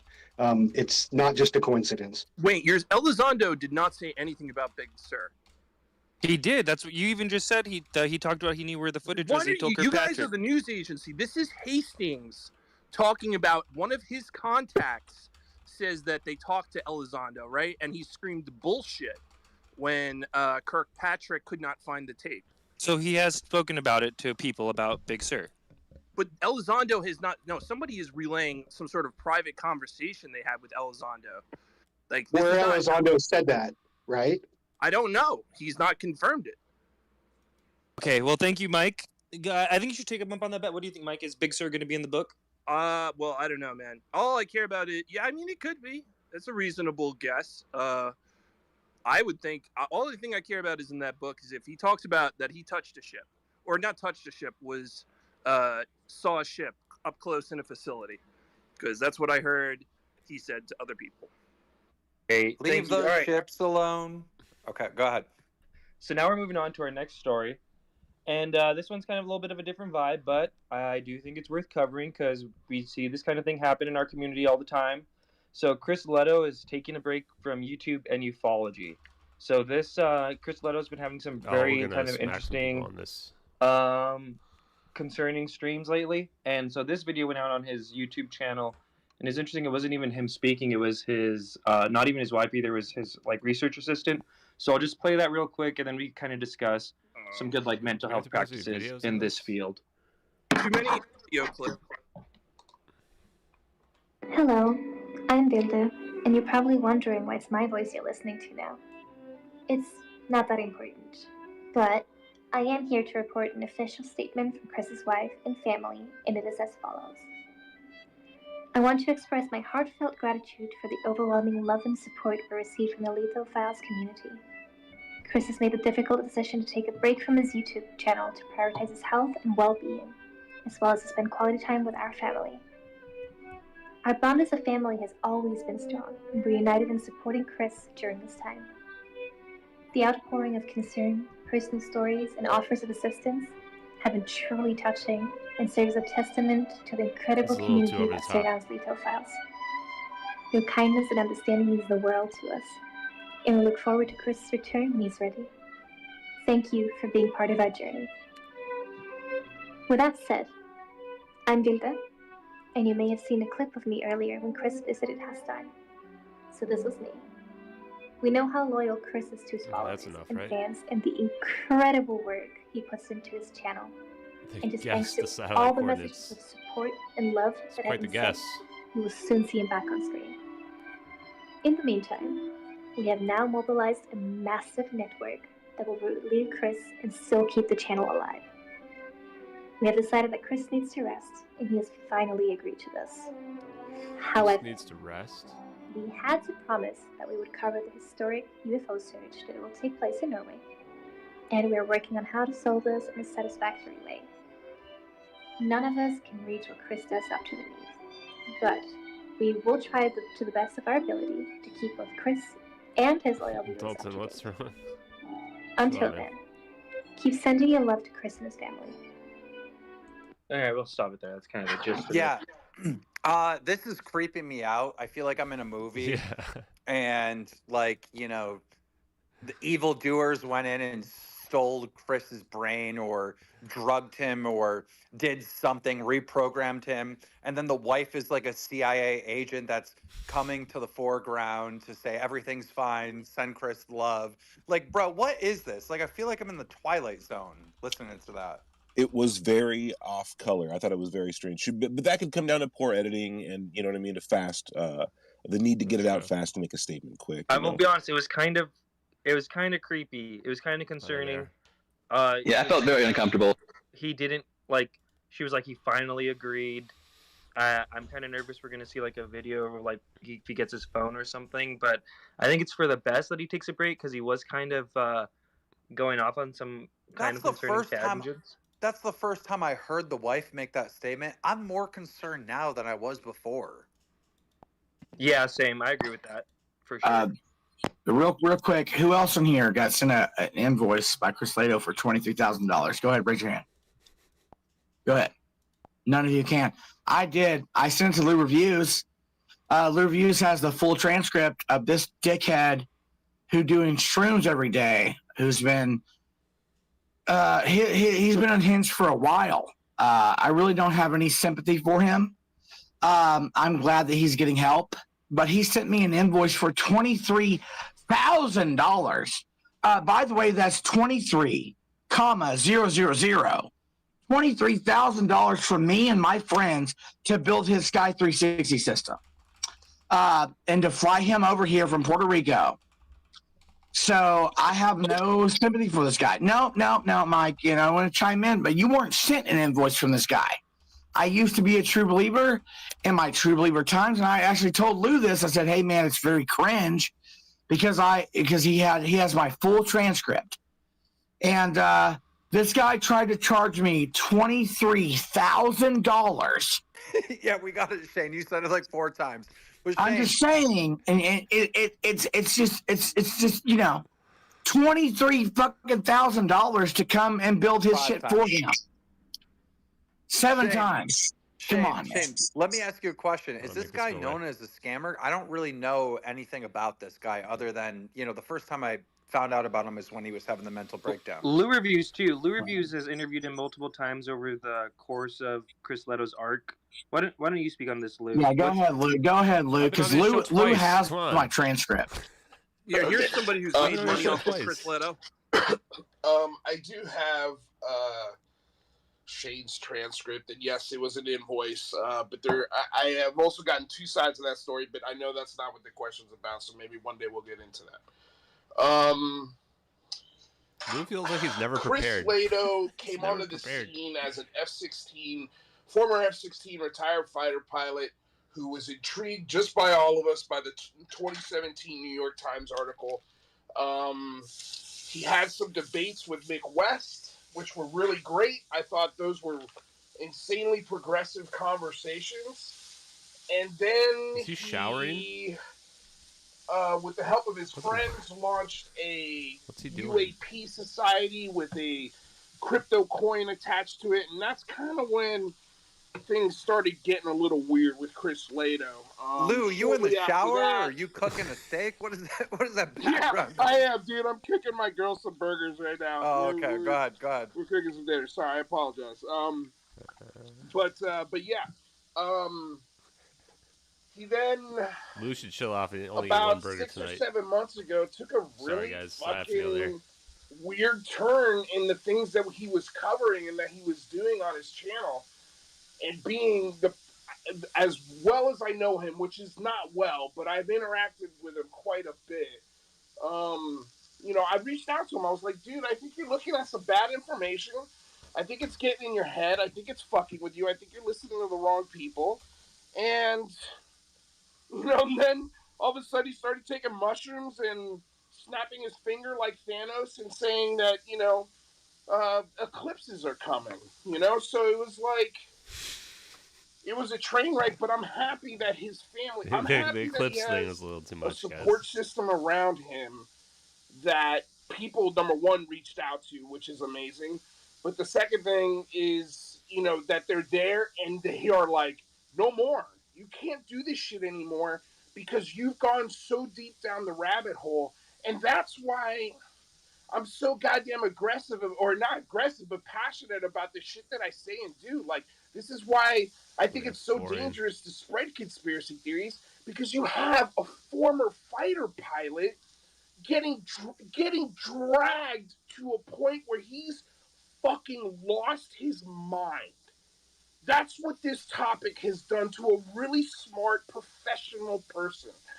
And that's why we need to be careful when we just say things like, Dave Grush saw all these programs and he worked on them. No, he didn't. It's a trust me, bro story. Just like the Big Sur story, just like the 3 videos that were released, everything comes with the caveat of trust me, bro, it's real. And yeah, he has neck beard. Chris ate that cookie. Lou has a neck beard, 100%. Full, hook, line, and sinker. He does. And he's now fucking cuckoo for Cocoa Puffs. So that's why I always tell people, tread carefully and just be careful who you listen to in these spaces and in this conversation, because you can end up just like Chris. Copy. We got it. Ashton, go. Fire. Yeah, so I've been on Chris Leto's show twice, and in neither point did I ever have any experience any kind of issue with him in terms of his mental well-being and mental state. He was 100% acute the entire time, 100% professional the entire time. I also want to disclose a fact right now, is that my biological mother was diagnosed with bipolar syndrome. And so this is why I look at mental health through a very specific lens, because I've seen it in my own life, and I've seen what it looks like. And the thing with Chris Leto is that you have to separate out this idea that somebody has mental problems with, first of all, like drug use and stuff like that. So in this case, if somebody's doing mushrooms every day, it's not necessarily a mental health issue. It's an issue of, you have to get to what they call a baseline in psychology, where you remove all those external factors first, right? And some of the stuff that I have an issue with like Lou Review saying just now, is this idea that like if you start to think about stuff too much, you're going to fall down this rabbit hole and go crazy. Like, that's nonsense. That's not how it works whatsoever. That's literally what just happened right in front of us in real time. If somebody's doing drugs, you have to listen to what I'm saying, is you have to get back to a baseline level, and then you can start to understand if there's a mental health issue, right? And when you start to like just classify everyone with this respect, that anyone who doesn't believe what you believe, who doesn't believe what the mainstream TV tells you or what mainstream science tells you, has some type of mental issue, like that becomes a big problem, right? Because now you're setting up a framework for nothing can be believed no matter what. So I'm just glad that you're not his brother, family member, husband, okay, we care. wife. Yes, like, you're I'm very glad concerned you're not about him. part of Obviously, his you were concerned about him as well when you were telling him earlier about what kind of people you shouldn't be talking to, as you just admitted to as well, right? It doesn't seem like concern to me. It seems like more like your fragile egos and had some threat to it that you had to make sure wasn't going to be attacked, right? And that's the thing about people that seem to be skeptics, is that you got me. That's what it was. You're such an asshole, man. You are such an asshole. Keep going, bud. So anyway, at the end of the day, we want to be very careful about telling people that they have like mental issues that they have to get figured out or whatever. We don't know what's going on with Chris in his life. And if he's got stuff that he's doing drug use or whatever, and he needs to get clean and do that kind of thing, then so be it, right? Let's not attack the guy. And I had people attacking me as well related to it, going, oh, Ashton's going to be like Chris Leto and stuff. Like, that's abhorrent. Like, that is just like the worst scum type behavior. People like John Greenwald are even doing it. Like, that's absolutely disgusting. Anyone who does that definitely should be apologizing, because there's no excuse for it whatsoever. Dude, Ashton, real quick, I love you, man. He, it keeps it 5 times now, $23,000. That's a different thing. I know thing, that's right, not a lot Shane? of money too. No, it's not though, because that was the flight and me meeting him. These things were $23,000. I mean, that's Shane, a lot of honestly, that's a lot of money. I understand what you're saying, but I think you should get over that, dude. Like, you have no not idea gonna how do much it. Linda Not Moulton gonna do it. charges to do TV shows and go to UFO cons. Like, these people charge a lot of money. I don't give a shit what they charge, Lou. They wanna go for disclosure, dude. We're trying to figure. Yeah, and real quick too, I think it's worth what? discussing this thing, because we do see this kind of happen a lot of the time in this community, and I personally blame the government for covering this stuff up and treating people who do genuinely see things as crazy. it fosters this environment, this gray area information zone where like it's like wild, wild west of like what to believe, what not to believe. And I would even agree with Lou to a degree that like some of the rabbit holes he was going down because of this community can lead to like things like this. And that's why I think it's important we cover Bro, it because you like think the people are falling out of the sky from one of the MH flights are like time traveling dead bodies? You are one of those people. For once, I agree with Mike. All right, well there you go. I'm happy to have to be the catalyst of you guys agreeing. Investigate Earth. I didn't. How's it going? I'm not on mute. My bad. How's it going, man? So yeah, I've been listening to this for a while. So we have a podcast where we talk about all kinds of stuff, conspiracy, corruption. Done this shit for 6 years, and as I kind of listened through some of this stuff, and by the way, I've heard of Skyfire, I've heard of Red Panda. Obviously, Ashton, we've had on our podcast. I think we were the first podcast had Ashton on about MH370. But man, does no You are incorrect. I was the first podcast, but keep going.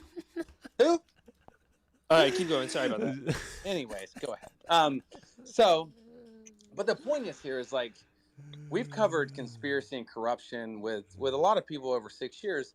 Do you guys not just stop and think for a minute how literally toxic the UFO community has become? And do you think that there are not people in this community that are intentionally making this topic toxic? I mean, come on, guys. It is like, especially over revolutionary thoughts there. Oh no, I mean it's not revolutionary thoughts. We've been in this shit for 6 years. It's not revolutionary thoughts. We've talked about everything in 6 years. We're one of the biggest podcasts on Spotify. I'm just saying, how do you guys not see that? Oh no, I totally, bro. You're talking to the preachers of the choir for that exact narrative that there are people in this community. It's fucking hopeless, though. I feel like it's hopeless. The UFO community, it's a own worst enemy. When you guys were talking about rabbit holes, it's true. A rabbit hole can drive you nuts. Like, I know the phenomenon is real. Well, hold on, Christian. Before I don't want to go back directly into the rabbit holes. I do want to hang on to what Investigating said, which is the toxicity part of it. I don't know if the rabbit holes lead to the toxicity. I am curious as to what Investigating Earth podcast. I can't wait to check that out, by the way. What's your take on it? What do you see as the main cause of that? And what is the source of the toxicity? All right, let me tell you. So here's our thoughts on this. So on our podcast over 6 years, we've had people that are both government employees, ex-government employees, so on and so forth. And there was one in particular government employee, and this does not have necessarily to do with the UFO community, but we're talking about someone in the Homeland Security, right? And so he had come on our podcast, and I told him, I said, look, dude, you don't got to say you are. You don't have to say shit about it. But an hour before he came on our podcast, this guy was legit, 100%. We were talking about COVID in particular, and very touchy subject. But he said, when COVID came out, he said one of my main things as an agent in Homeland Security, and I was trained, overseas and all this stuff. When I saw COVID come out, he said, I knew it was like they ripped out a page of the PSYOP playbook, which I was trained in for 9 years. And so when we talked about that, and he started talking about like how they influenced social media, how they influenced certain accounts, how they paid and infiltrated certain organizations. When I'm starting to see what's going on in the UFO community, and especially if you talk to someone like that when it comes to COVID, you have to look at how they manipulated the COVID pandemic. I think that, I mean, not everyone's going to believe that. But what I'm saying is the same playbook they use for the PSYOP of COVID and the pandemic and the lockdowns, I think they're really starting to do with the UFO community. Now, whether that is because of their advanced tech, which is somewhat of Ashton's point, or if it's the other, which there are actual UFO craft that are reverse engineering, or at the very least, maybe we don't know shit about UFOs. Or maybe but at the very least, yeah, it could be a mix of both. Background. But have you guys just not seen, like, in my opinion, I mean, 6 years in this space, I just think the past 6 months, especially when the shit really started getting pretty popular, pretty, it was on mainstream media. That's when the divide has started 6 months ago. Well, I mean, Ken Klippenstein was high-fiving Lou Review's Panda and Tupa when they like fucking dragged Grush through the mud over, his PTSD. I remember that. No one dragged him over that. Definite Yeah, y'all had a space where you guys were Got some slapping double each other on chins the ass. happening You're here. like, ha ha ha! Look how funny this is. But no, investigator, I totally agree. I look at it starting in like 2018 when a certain counter intel dude came on the scene and was like whipping up people to attack people. That's for me when I look at the modern, and even John Greenwald will say, who's been at this game since like the 90s, that like there's a very clear post 2017 energy within this community that was brought in by literal like counter intel people. Let's get over to Art Levine and then UFO Shane. Art, I'm glad to have you up. We are trying to keep it streamlined though, so we're gonna give everyone like 1-2 minutes. How's it going, Art? Sure. Yeah, it's an interesting discussion. I'm glad to have people on both sides. I would just make a few points for consideration. In one is I did write. I actually am a journalist on mental health. I have a book called Mental Health Incorporated: How Corruption, Lacks Oversight, and Failed Reforms Endanger Our Most Vulnerable Citizens. And I've done a lot of research about good and bad treatments in the field. In terms of the UFO community and mental health, I do not think that believing unusual beliefs means you're crazy.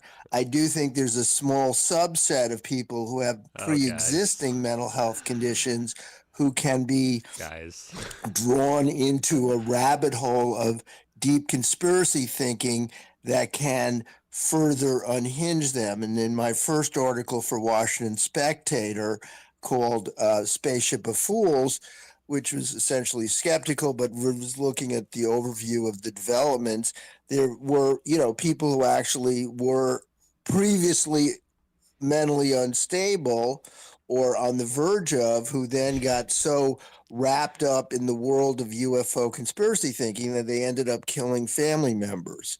And then, of course, there's the toxicity and rage and harassment and stalking of skeptics and scientists that was, like the person who was hanging outside Kirkpatrick's home and bothering his wife, and they had to call the FBI and get the guy arrested. That person undoubtedly believed the UFO influencers who told him that Kirkpatrick is at the center of a UFO cover-up. And so that can be a critique, but for certain subset of people who are mentally unhinged in various ways, it can tip them over. So it's a kind of, it's an interaction. The second thing is, I think for people in these fields, I've posted Carl Sagan's thing from the website Open Culture on this comment called Carl Sagan's baloney detection. Sagan, man. Sagan, like you said it like that. I'm an idiot. I'm sorry. I forgot how to pronounce his name. So that is a reason to discredit my 40 years of journalism and prize winning. Okay. So what happened is, I just suggest it's worth reading his commentary on how to assess evidence. It cannot be independently verified. Don't just accept claims based on the authority of the person saying it, and so on. So anyway, those are my basic points, and keep up the excellent discussion. So that's Thank you, Art. We'll move over to UFO Shane and then UAP Mike, and then we'll move on to our next story. Yeah, thank you, Panda. Listen, this topic is very important to me because it's very personal to me. Very, very, very personal to me. Lou Review says these are two sides of this Chris Lato thing. Well, you know what, Lou? Get those people up here. Whoever you're talking about has the other side, bring them up here, man. Host a space and bring me up there and let me talk to them.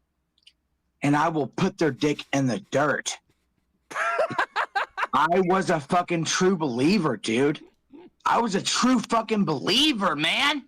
I wanted to go to Skinwalker Ranch. I want to see all these fucking magical fucking things. I love these guys. And then I talked to everyone who worked at the fucking ranch, and it was all bullshit.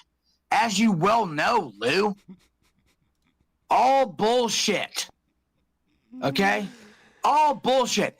These are the facts. Okay? You guys can all talk about whatever you want to talk about. I might have to troll these I'm guys, a regular dude who works a regular fucking job. I don't have 23 fucking thousand goddamn dollars to give anyone for fucking anything. for nothing. It's ridiculous. You know, I'm not rich. I used to be. I'm not now. How dare you have the audacity to talk about disclosure and how the government's going to do all these things, and now you're having these mental breakdowns because you took too many shrooms or whatever. I have no sympathy for any of your bullshit. Anyone's. This is the truth of the matter here. I'm going to trigger these guys okay? so hard. Like, honestly, bring them up here. Whoever it is that has this other side of it, I will talk to them personally. Thank you, Just real Shane. quick. And I'm being censored. Thank you, Shane. No, you're not. We're just, we got to keep it. We got to keep it in a reasonable time. Mike, shut off of being censored. Right. It's okay. So again, I hear a lot of people beating this drum about UFO zealots and you know, there being a danger and all this other stuff coming from people like Stephen Greenstreet. And since Art Levine, who you were cited in his recent video as an example of one of these zealots, might we add. So Skyfire News bringing you all the views right here. Ooh. We have one of these zealots live in house for saying Kirkpatrick was part of the cover-up. Yeah, real zealotry there. Anyways, in the nest, you'll notice a tweet from Stephen Greenstreet that states, this is from October of 2017. He said, it's been revealed that without doubt, Hillary and the Obama administration committed treason. And then he says in all caps, lock them all up. So I'm curious, Stephen Greenstreet being a person who's screaming out onto the internet that an entire White House administration should be locked up. And again, I'm not saying I agree or disagree here. Isn't that someone who's really encouraging zealotry? Could you say maybe even Stephen Greenstreet was helping form the basis, whatever happened at the January 6th Capitol? Like, I'm just confused. I'm just confused where this comes from, where you guys feel like UFO people are so, like, ridiculous. Greenstreet I part have of J6. tons of examples. Like, I put one up there of John Greenwald. Well, okay, Mike, what do you think about Sawan? Do you think Sawan is a good... And I'm a UFO believer. Sawan is, Sawan said I had diabetes, and that wasn't very nice. And I don't. Can you at least admit there's elements like Sawan within this community that do not do us any favors? That's what I'm saying. I fucking, like, if you want to talk about organizations that are evil, like, I mean, like, the Catholic Church has crazy people in it too, and they do a lot of good. Like, I'm not saying, you know, there's bad people everywhere and crazy people everywhere, but to say UFO people are somehow, you know, capable of committing more acts of violence than any other community, I think is, I think it's a straw man. Point. All right, now moving on to the next story of the week, and I guess we won't even play the clip because we have Ashton here. Oh, here we go. Pretty big week in ufology. Ashton Forbes announced that he is planning to retire from the MH370 investigation on the 10-year anniversary, about, a month away, a few weeks away. And then he also disclosed to the public that he was in talks to go on Joe Rogan, and then that kind of fell through, but I personally think it's still going to happen. I believe in meme magic. Ashton, man of the hour, do you want to speak on your retirement, on Rogan, everything? How are you feeling? What's next? Yeah, thank you, Red Panda. It's a real serious situation. You know, it's I haven't been an award-winning journalist, and I wasn't an extra on The Mentalist. I didn't start J6, but I have been in touch with you know, Jake Chansley, and I've done spaces with him. So you know what? Maybe I'm a little bit guilty of J6 too. Who knows? But no, to be serious for a second, I did get a DM from Joe Rogan. All of a sudden, I woke up one morning and I go look at my DMs while I'm in the bathroom, and all of a sudden I see Joe Rogan. And of course, like anybody else, I would think I'm looking at a fake account, right? Like, there's no way Joe Rogan's reached out to me, right? And I read the message, and it's like, hey, man, I saw your videos. I'm curious about talking to you about the Malaysian flight. And I'm like, holy shit. Like, Joe Rogan reached out to me, right? Wants to talk to me. So, of course, I'm like, yeah, sure, Joe, whenever you want to talk to me. Here's my phone number, whatever. And I even get a thing from his booking agent. We have a date set up. I send him my information. And then, like, the next day, I get a thing back from him saying, oh, no, I've been looking around on Reddit. Of course, Reddit every single time. And, oh, it looks like this has been debunked, or I'm afraid this might be a hoax, so I'm going to have to put a pause on this, blah, blah, blah, right? So you would think that would make you feel bad, but it didn't really. Really what it made me realize is that, like, as you guys have seen, you know, in the spaces we had the other night as well, is that the idea of the MH370 videos being real, it's got serious mental like damage it can do to people. Like to even Lou Review's point earlier when we were talking about the discussion of Chris Leto.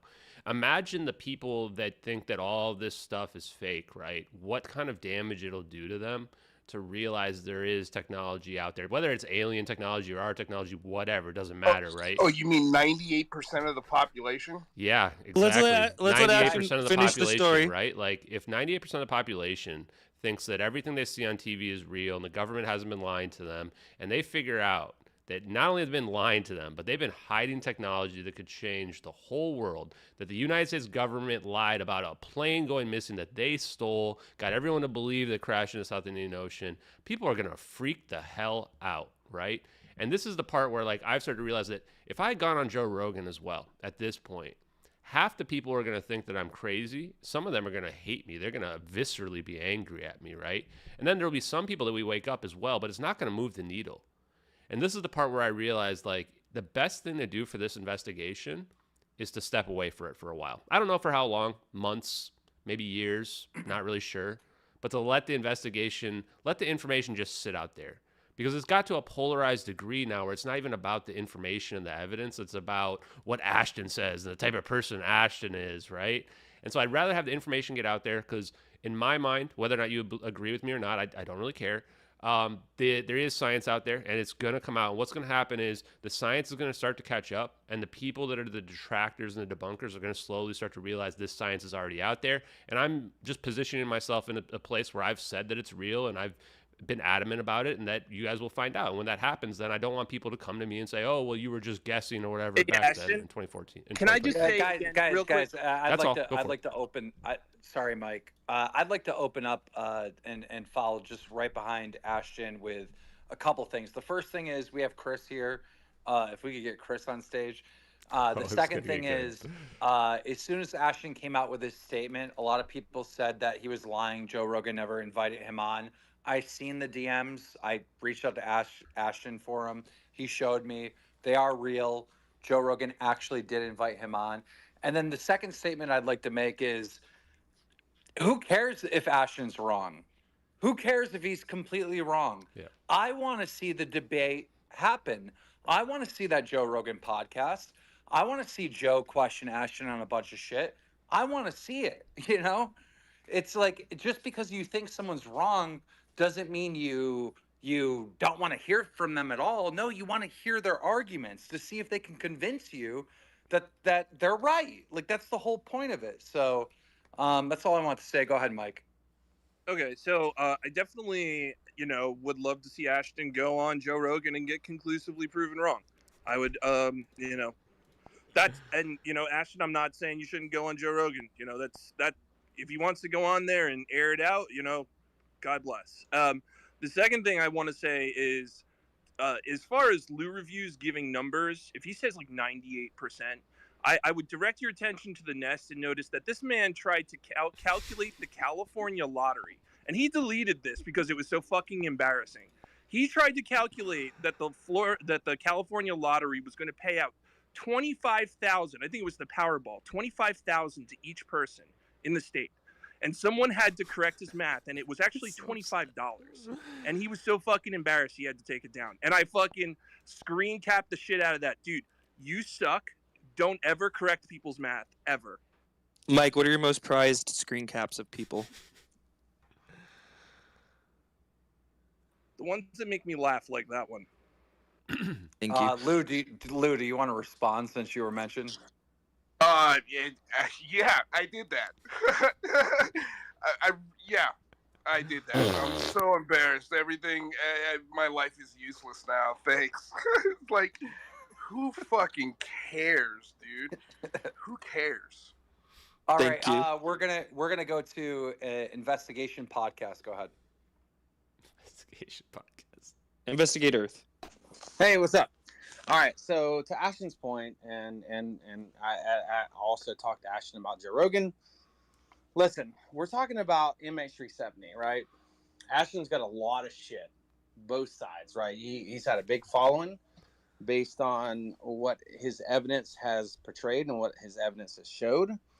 We also have to understand that, like, our technology and what the United States potentially has is potentially even far greater than what Ashton is even describing here, as far as MH370 disappearance.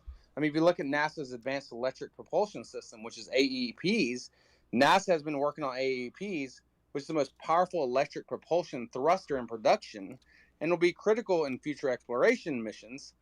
You look at the M drive. The M drive, or electromagnetic drive, is a controversial but potentially revolutionary propulsion system that uses electromagnetic radiation to generate thrust. While the technology is still in early stages in development, but a lot of researchers believe that this could lead to a faster, more efficient space travel. We're talking about solar sails. We're talking about fusion propulsion. We're talking about all of these things. But have you guys never thought about when someone is very close over the target, that's when they're going to attack you to the nth degree? Thank you for wrapping it up. Totally Yeah, agree, and that's a good point. And that's a great point to some in the room. You know, there was that infamous space where Think Tank said they wanted to remove Ashton from the narrative. That was actually in UAP Mike's space. I know UAP Mike, you talked to, you were mentioned on the Julian Dory podcast that Ashton did, and I believe you talked to Danny Jones and Julian Dory about Ashton. So one of the things Ashton said was kind of this social media campaign against him, and as you being in that space, are you patting yourself on the back tonight that he did not get on Rogan? I literally just said, if he goes on Rogan, great, because he'll get probably shot down. So, well, what did you say about Ashton when you talked to Julian Dory and Danny Jones? Skyfire News exclusive. I don't think I said anything about Ashton. I think I said the Lou Elizondo psyop dumb shit isn't true. Okay.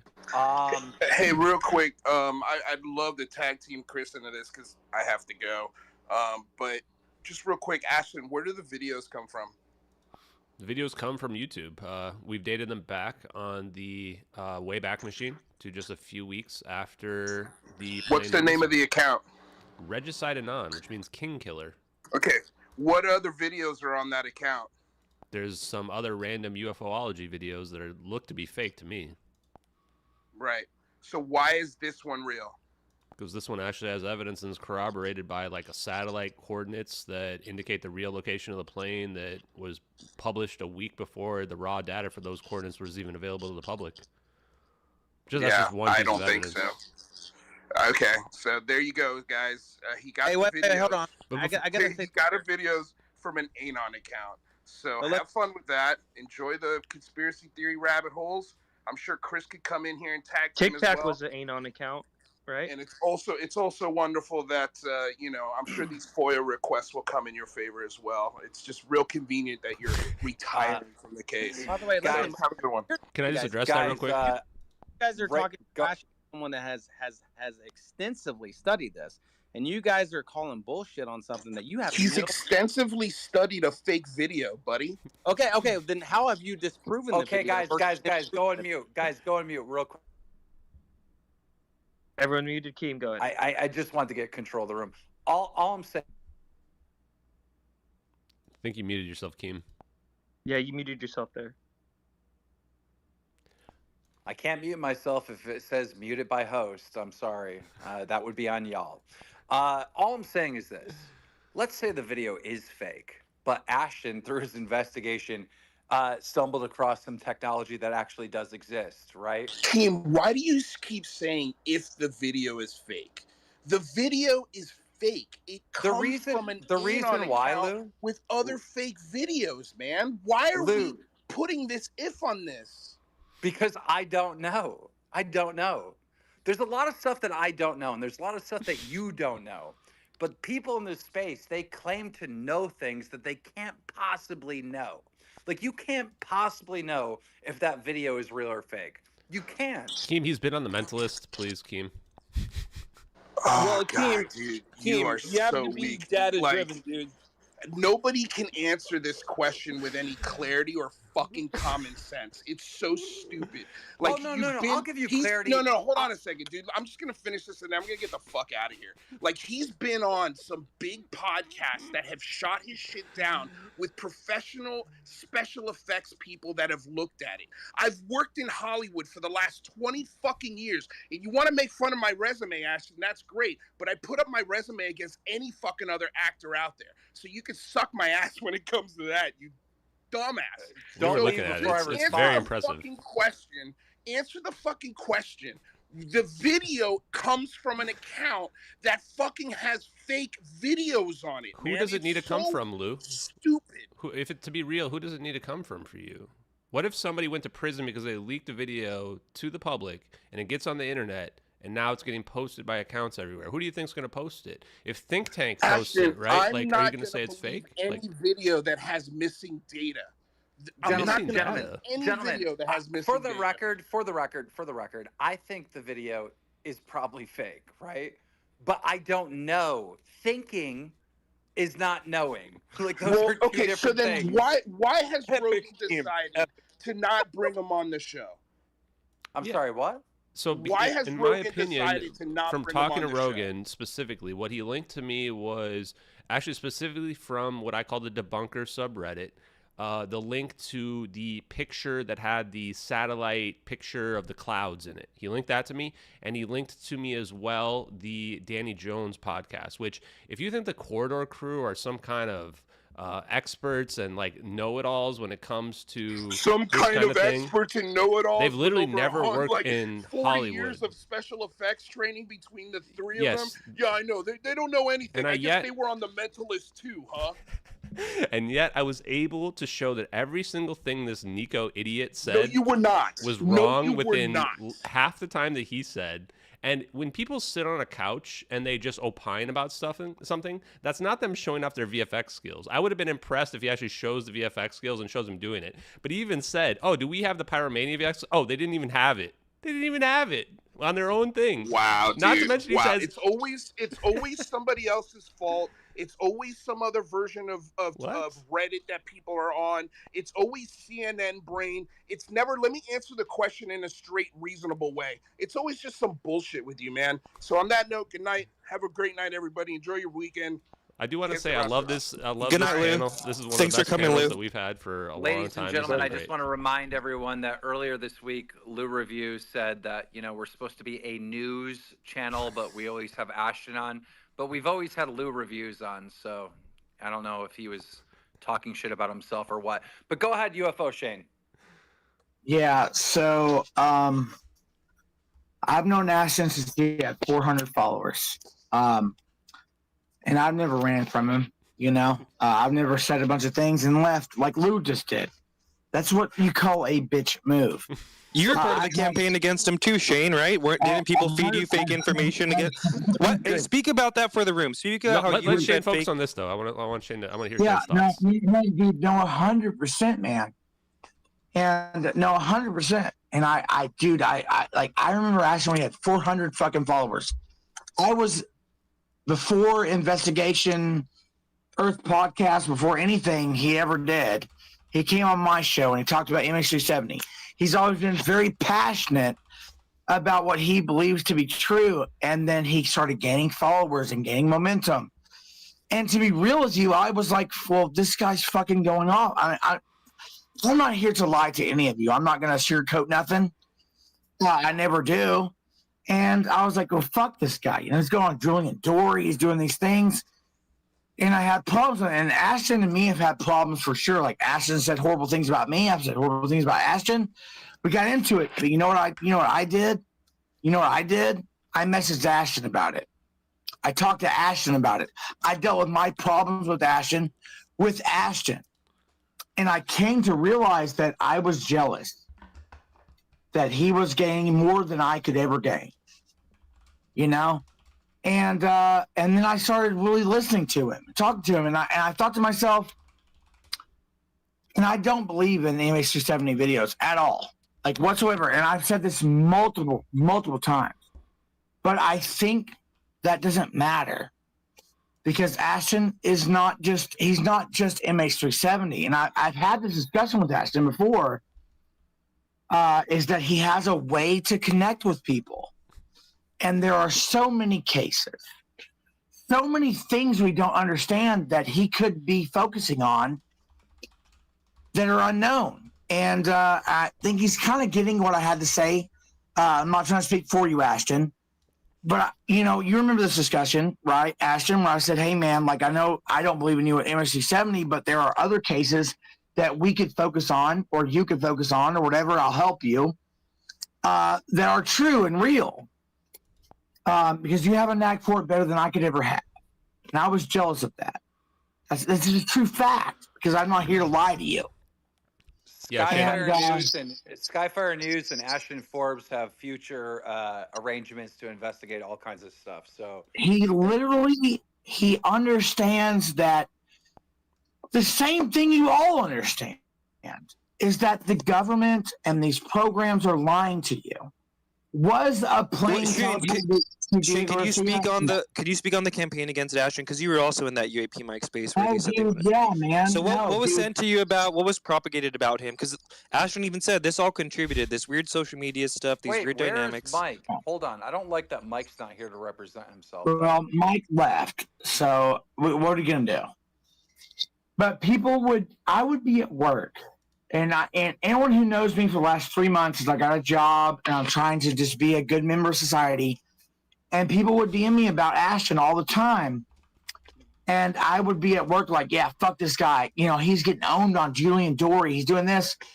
And then because I'm not here to be about that. I'm really honest to God, like, I don't know about you guys, but I'm here to try to figure out what the fuck's going on. And so I messaged Ashton. I was like, hey, this is what's going on. This is what's happening. And, dude, me and Ashton is cool as shit. Like, me and him are like brothers at this point. Like, I truly, like, people will call him a liar. They called him a liar. A liar. You have to follow the facts. They called him a liar about Joe Rogan. But as Keemstar just stated, with DMs I have not seen, but I have followed Keemstar for 12 motherfucking years. For 12 motherfucking years, I have donated to this motherfucker's Patreon. He's not here for lies.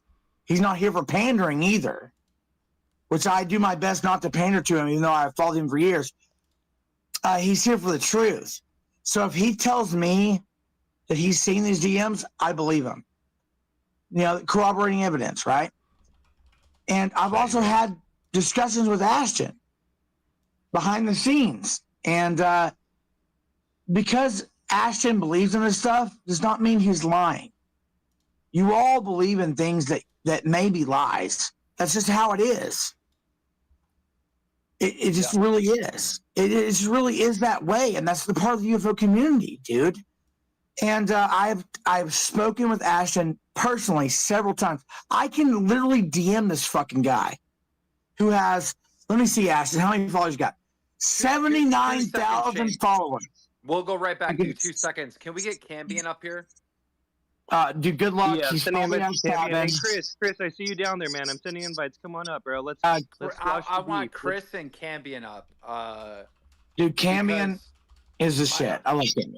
I need debunkers and skeptics a chance to speak on this topic. Yeah, and real quick on the Shane thing too. It's like I like that Shane and I have been able to kind of reconcile. And this goes back to the point in terms of why I would step away from the MH370 investigations, because it's just gotten too toxic, too personal for a lot of people.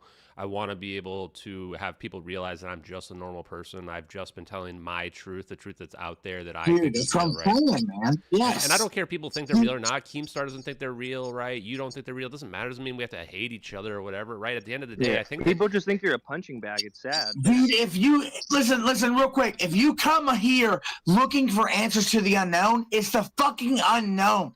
You don't know what's fucking real. Okay, but what we do know is that there are things hidden from us. That's what we understand. Yeah, okay, that's what we're getting with. Real quick too. And if you have a fucking problem with Ashton, then talk to Ashton about your problem. That's what I did. And people want. Thank you, Shane. Yeah, Ashton? real quick on that too. So I think that both sides, like, it's funny because I've gotten it from both sides. I've gotten it from the skeptic sides, and I've gotten from the people who believe that everything, related to ufology, aliens, visitations, abductions, everything, and I think that both sides are a lot closer than they think they are. Especially if you guys listen to this space. This is why the panel's been so good tonight.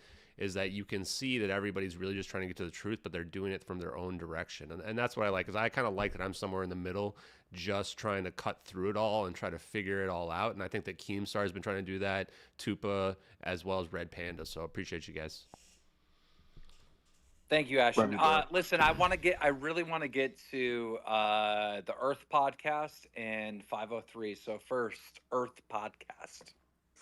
All right, hey, so yes, investigate Earth, but that's okay. It's okay, Keemstar. I guess it's too many words, bro. Help me out. Hey, listen, I used to listen to Keemstar, by the way. Keemstar, I used to watch on YouTube back in the day. He was big on YouTube, but here's my point. So, the weird thing about the whole Ashton thing is, like, everybody loved, as Ashton got big, they used Ashton on a lot of his clout as he was getting the clout from MH370. And Keemstar, you probably know a little bit about clout, especially the YouTube space, right? YouTube space is huge. Might be another drink time. Right? Absolutely. I'll be right back. And so there was a lot of people, like, so Ashton, I know whoever said, they had Ashton on first or whatever originally, but we've had 3 episodes with Ashton, 8.5 million downloads on 3 episodes. 8.5 million. We can show those numbers or whatever we got to do. Doesn't matter. But the reality of that is that over those 8.5 million episodes, there have been a wide range of people that either believed or didn't believe. But the reality is, like, when people say that, well, this is fake and this is not fake and this is fake, man, we just don't know what the hell is fake anymore. And I think that's the biggest thing. There are psyops in every single avenue that we turn nowadays. Mainstream media lies to us completely, 100% all the time. And what I can say about Ashton is that Ashton is probably the smartest person in this space. And I'm not just kissing Ashton's ass, because in the beginning, when Ashton and I first met and we brought him on the podcast, we disagreed actually about what this was. Is it advanced reverse engineered tech? I am still probably, like, let's just say, for example, the videos are real. I don't necessarily know that the tech we're seeing in that video, if it is real, is advanced tech. I think there's more evidence to UFOs and UAPs that actually are here spiritually, some type of spiritual realm, interdimensionality. That whole thing. I mean, we've talked to a lot of people in a lot of different environments, and that's why you don't say if. I think it is real. To where we can talk about that. But the reality of this is that I think that there's just been a lot of people that have kind of rode Ashton's curtails as far as his upcoming of the MH370 thing. Oh, dude, 100%. But now they want to screw him, talk shit about him, and do all this stuff. And this is just the reality of the way this space is now. Well, dude, investigation, don't you feel like whenever you're here in the space, right, in the UFO Twitter space, when you get more famous, you kind of start being like, oh, this dude's being more famous than me, and then you go against them, Well, look, here's what I can tell you. And I called Ashton, I don't know when it was. I called Ashton a week ago. And, with our 3 episodes we've done with Ashton, we have, like I said, 8+ million downloads on those episodes. And we were ranking, on top episodes on Spotify, everything. But the thing is like, I called Ashton and said, hey, I just happened to find all these people that, are commenting, email, and all the shit. It was like a coordinated effort towards us. It says, if you ever have Ashton back on your podcast, we will never listen to you again. I mean, I called Ashton and I said, this almost appears to be bots. Like, if you go to, for example, Joe Biden's Twitter account or X account, whatever. And so you look at people that are like, oh, Joe Biden, we love you. You're doing so great. Time out for 2 seconds. I just want the room to actually pay attention to what's being said here. Go ahead. Facts are being said right now. Real quick, I want to say, investigation. You're stating actual facts social media numbers are real. Your following is real. These are things that matter, and people will try to write them off. And I love everything you're saying, man. No, you're good. Go ahead. But my point is like, so if you look at like Joe Biden's account, right, and people are saying, oh, we love you, Joe Biden. You're doing so great. You're doing so great. You're doing so great. You're doing so great. And by the way, if you go through all these accounts, you can usually see a correlation with people that say very similar shit, look like real accounts, but not. So as we started looking through emails and messages and all this stuff, especially with Ashton, over 8 million downloads, I called Ashton and said, Ashton, I want to read you some of these emails, and I want you to hear this. It is a pattern. It is a pattern to where people were threatening us. They said, we will make sure that iHeart, which is our, who we are under, we will make sure iHeart never platforms you again. We'll do this. We'll do this. It was just so weird, because our thing is, when we brought Ashton on, we did not say that, like, definitively, this is real. Our podcast, for example, we did a Black Lives Matter episode. We had a guy from Texas that's black. This was like 2 or 3 years ago. We had a guy from Texas black, and he had completely different views as a guy from inner city of Cincinnati. And so we brought both those on, but we wanted both stories, because we don't give a shit about a narrative. We just want the truth. That's all we want. And so for Ashton's perspective, we brought him on, and Ashton's very well spoken. He is highly intelligent, and we just wanted to present the case to our audience, which he did, and we wanted the audience to decide. And so as the third episode came around, we started seeing this correlated effort to where it was almost like they were threatening us. And I literally called Ashton, I think it was about 6 days ago, and I said, Ashton, here's all these comments. Here's these emails. Have you experienced this? Have you experienced this? And I told him, I said, I think this is a coordinated effort. All I'm saying is that I'm not saying that the videos are real or not. But what I am saying is, but what I am saying is, this is a very weird thing that's going on. Background. And so to Keemstar's point, and by the way, I give you credit, Keem, because I know you say smart, guys. Probably not real, in your opinion. And by the way, Ashton's saying, regardless of whether you believe it's real or not, doesn't matter. But I think to Keemstar's point is, Keem, you said, but I also can't prove they're not. But It's just weird, because the coordinated effort to try to tell you that they are not, and anytime you have a mass coordinated effort towards something, you should look the other way in some cases. Yep. And before we go to 503, I just want to say this, right? Shane referenced earlier my bullshit detector. It's legendary. If anyone's lying or fucking, being deceiving or whatever, like, I see it. I can literally see you lying, right? It doesn't matter how hard you try to deceive me. I can see you lying. Like, I don't know. It's where I got this from, street smarts, whatever you want to call it, but I got it. And Ashton Forbes is not a liar. He just isn't. He really isn't. He really isn't. And if this FOIA request comes back where Ashton Forbes is lying, or let's say he wasn't able to produce a screenshot of the DMs that Joe Rogan invited him on the podcast, I'd be shocked. I would be absolutely shocked. But I don't get that vibe from Ashton Forbes.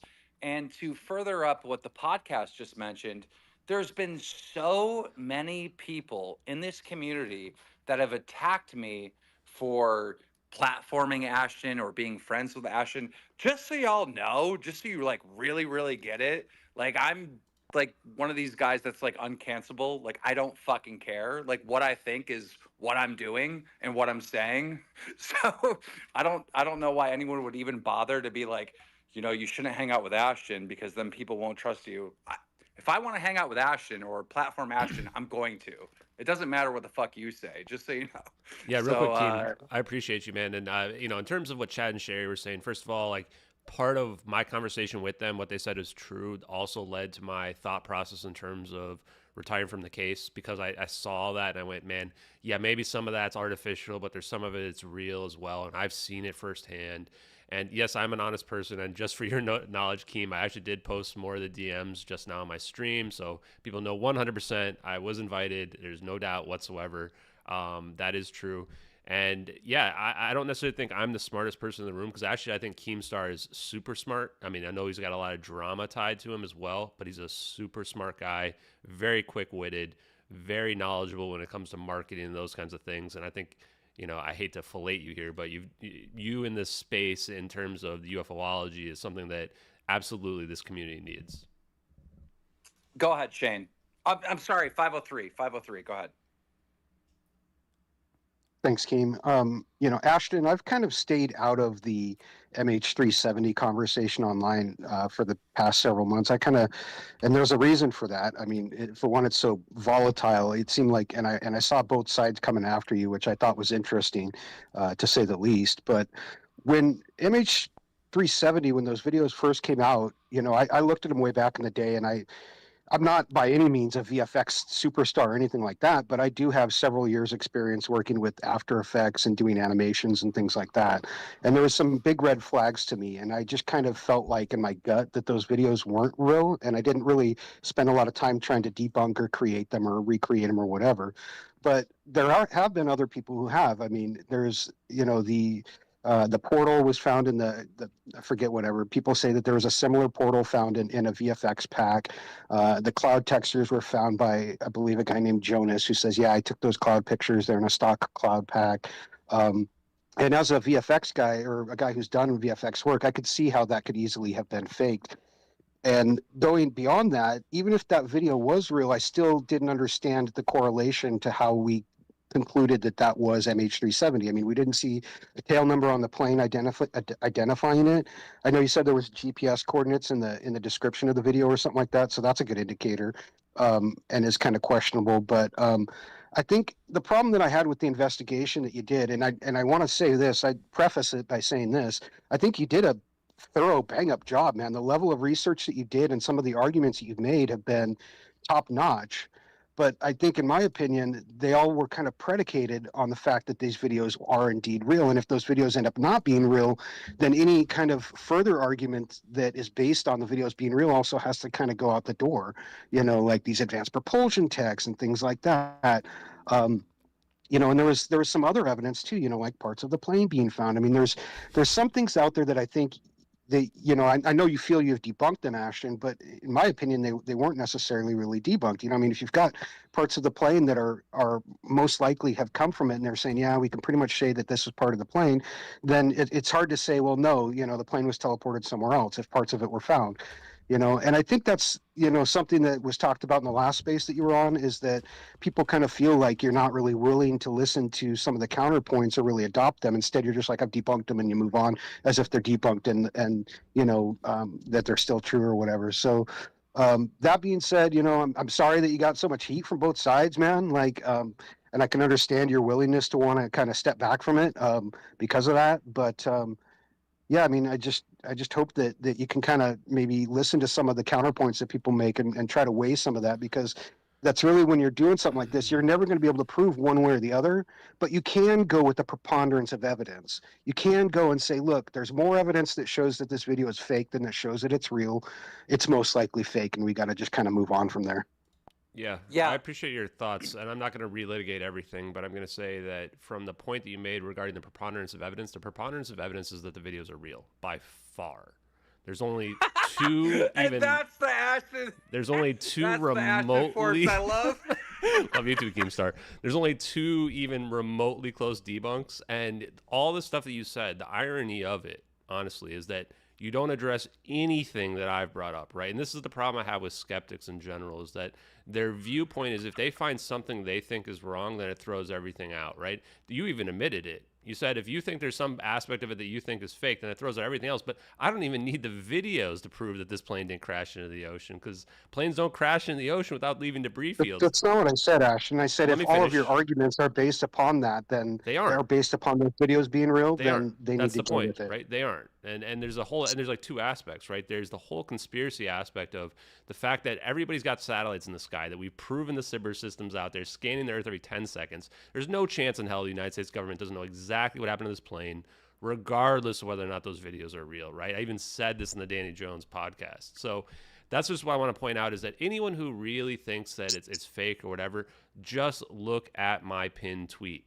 Look at the evidence. How come we couldn't find 2 Navy SEALs that fell into the ocean? I found Edward C. Lynn, literally the guy that leaked the videos, like to a 99.9% No, degree Navy of SEALs. probability. There was 2 Navy SEALs who fell overboard, and if we had satellites everywhere, you'd think we could have located them as Fell well. overboard where? What are you talking It was about? In the Indian Ocean, I believe it. Yeah, there was 2 Navy SEALs It's a who little fell different overboard than a on the mission. 777 the size of a city block crashing into the ocean and breaking into thousands of pieces. Not just us, China too. But anyway, I don't want to relitigate everything. You can see the evidence that's out there.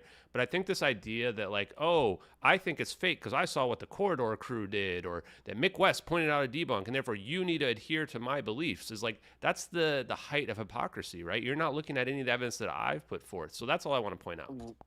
Ashton, I didn't mention Mick West or the Corridor crew. I didn't mention either of those people. Let me break this up for a minute, because we do have Paranormal Chris on the stage, who is the #1 opponent against Ashton. Go ahead, Chris. I'm not a #1 opponent. This is ridiculous. So the Edward C. Lynn comment. Did you just say that Edward is the one that leaked the videos? Because earlier I thought it was an Anon account. So the Regicide Anon account's the one that they showed up on YouTube. But I don't know if you haven't looked into it, but I spent weeks looking through trying to find people that had been charged with willful retention of classified information or espionage, and then eventually ran into Edward C. Lynn. If you look at just the dates and the information, the evidence around this guy, if anyone leaked these videos and they're real, it's him without any doubt whatsoever. I mean, just Edward C. Lynn was not. He didn't leak videos. There's plenty of information to show exactly what he got in trouble for. What is it? And then? It had nothing to do with videos. Like, what? I don't understand where you're getting Edward C. Lynn from. Okay, I got this stuff pulled up right it. here. It has nothing to do with. You don't like know, you can't dude. prove that. This is the problem. You man. cannot like, prove that. You keep making up fake stuff that you know. No, shut up, dude. Shut up. Diego Garcia. Where did you get the planes at Diego Garcia? Where did that come from? So the Edward C. Lynn thing, he gets assigned to a special spy plane squadron, February of 2014. The investigation into him begins April of 2014. His defense attorney says that there was the evidence against him is available on the internet. We looked at his appeal. The penal codes related to the appeal are consistent with videos being leaked. You tell me what else this guy went to prison for, where they're trying to get him in prison for life in prison for espionage, where later on they have to admit that it wasn't really a spy case at all, and that he never shared any information with anyone from China. Of course it's the videos, man. This is why they're trying to get him for life, because you look at the videos, you go, holy shit, look at these videos. Look at the technology we're hiding. This is why they're coming so down on them so hard. None of the news says anything about the videos. Of course they don't. It's all classified, brother. So where do you get that from? Because it's all classified. It's just deduction. You're making stuff up. You're making no, stuff it's up. deduction. Yeah, you did. If you want to give me time, Keem, I'll read exactly the pinpoints of what Edward C. Lynn was charged let Chris with. speak. Let Chris go for speak. it, Chris. So Edward C. Lynn. So this is what happened. 2013, Lynn claimed to leave in take leave in Virginia because he was in the military. When actuality he traveled to Taiwan to meet with the head of Taiwanese Navy. A tip to FBI in early 2014 indicated that Lynn was sharing sensitive information with foreign agents, which led to a joint FBI investigation. Investigation revealed close and continuous contact with senior official assigned to Taiwan's embassy, developed relationship with female registered foreign agent who worked for Taiwanese Democratic Progressive Party. September 2015, after providing classified information to an undercover FBI agent in an attempt to impress a woman, he was arrested for suspected espionage. 2017, found guilty of wrongly transporting classified material, failing to store classified material as secret, wrongfully or wrongly failing to report foreign connections to security manager, 2 specifications of false official statements, and 2 specifications of communicating defense information. Sentenced to 9 years in prison with 3 years suspended for making false statements, failing to report foreign contact, mishandling classified information, and disclosing secret information to foreign citizen. Lynn will be dismissed from the Navy and will forfeit all pay allowances. Unreported, so right there, it tells nothing in that even indicates remotely that it has anything to do with these stupid videos, and this is something that Ashton has made up. And this is pulled off a case study of Edward Lynn. That it's a part of a slideshow that's on secnavnavy.mil. So okay, Chris, can I respond? Ashton has lied. So Chris, I have obviously not lied. Chris cherry picks one piece that's actually not supported by any quotes or anything related to it. The quotes are the things that I just told you guys, the time frame. That's on the Navy's website. And it's not quoted. And his defense attorney even says that the Navy was lying about the information related to him to manipulate the information in the media, to manipulate the charge, which is obvious because they threw a prostitution charge on it. Attorney does. Can you stop for a second? You have to have Jesus, a what's wrong with you? I can't deal with these guys, man. Wait, let Ashton respond. Go ahead, Ashton. And so he says that he did nothing wrong. The Navy later on has to admit that there was no spying whatsoever and no evidence of any espionage whatsoever. He takes a plea deal, works with the NCIS and the FBI. He gets 9 years for 2 charges of disseminating classified information that is available on the internet. He gets caught with flight manifests in May that include search and rescue code names. What other manifest can that possibly be? It's MH370. There's even an article out there where at the top you can see the P-8 Poseidon searching for MH370, which is literally the plane that he would have been assigned to in addition to the Ares EP3E Ares 2. The problem with people like Chris is that they only believe whatever they're told. Because he's from the military, Chris, and that's the way that. Let me finish. That's the way the military works: is that you believe what you're told and only what you're told. And the reality is, an idiot. It's you sometimes also said you have a top the secret reality clearance, is in and the you don't have a top secret clearance. Yes, Ashton. And I tell you what, I'm going to be able to prove that. And I swear to God, if I prove that, I'm going to nuke everything about your account, because you have if you're lying about having a top secret clearance, that's a felony. That's a federal offense. And if I figure that out, your ass is grass, homie. I'm gonna let you know right now. Wait. Time out. No, Keem. No. Y'all have spammed me. I don't know how many times while I've been in here in this damn room for me to come up and talk. So I'm gonna come up and talk. For one, you're not gonna have a top secret clearance for being some kind of medical IT job that's not even that has a contract with the government. That doesn't mean you're a government contractor. So you don't have a top secret clearance. And you even lied about the cat card thing, and you did in the DMs. And then once you got called out, you said, "Oh, I lied. It's actually a PIV card." You didn't even know. You had to go Google it. That's why it took you so damn long, and you said you lied about it. Okay, so I'm going to show. Can I speak? Let me respond. I need to respond, Keith. I'm going to reveal some information just to prove that this guy's got mental problems. Time out, both of you, right? Chris, you said that Ashton was lying about this individual, right? Ashton responded by saying why he thinks this individual didn't. Guys, I'm going to destroy Chris's career right leak now, information about the missing plane. Get ready for it. You didn't have a response to that, Chris. So why are none of the articles about him, about what he leaked, that you can find online? Why does it not mention MH370 at all?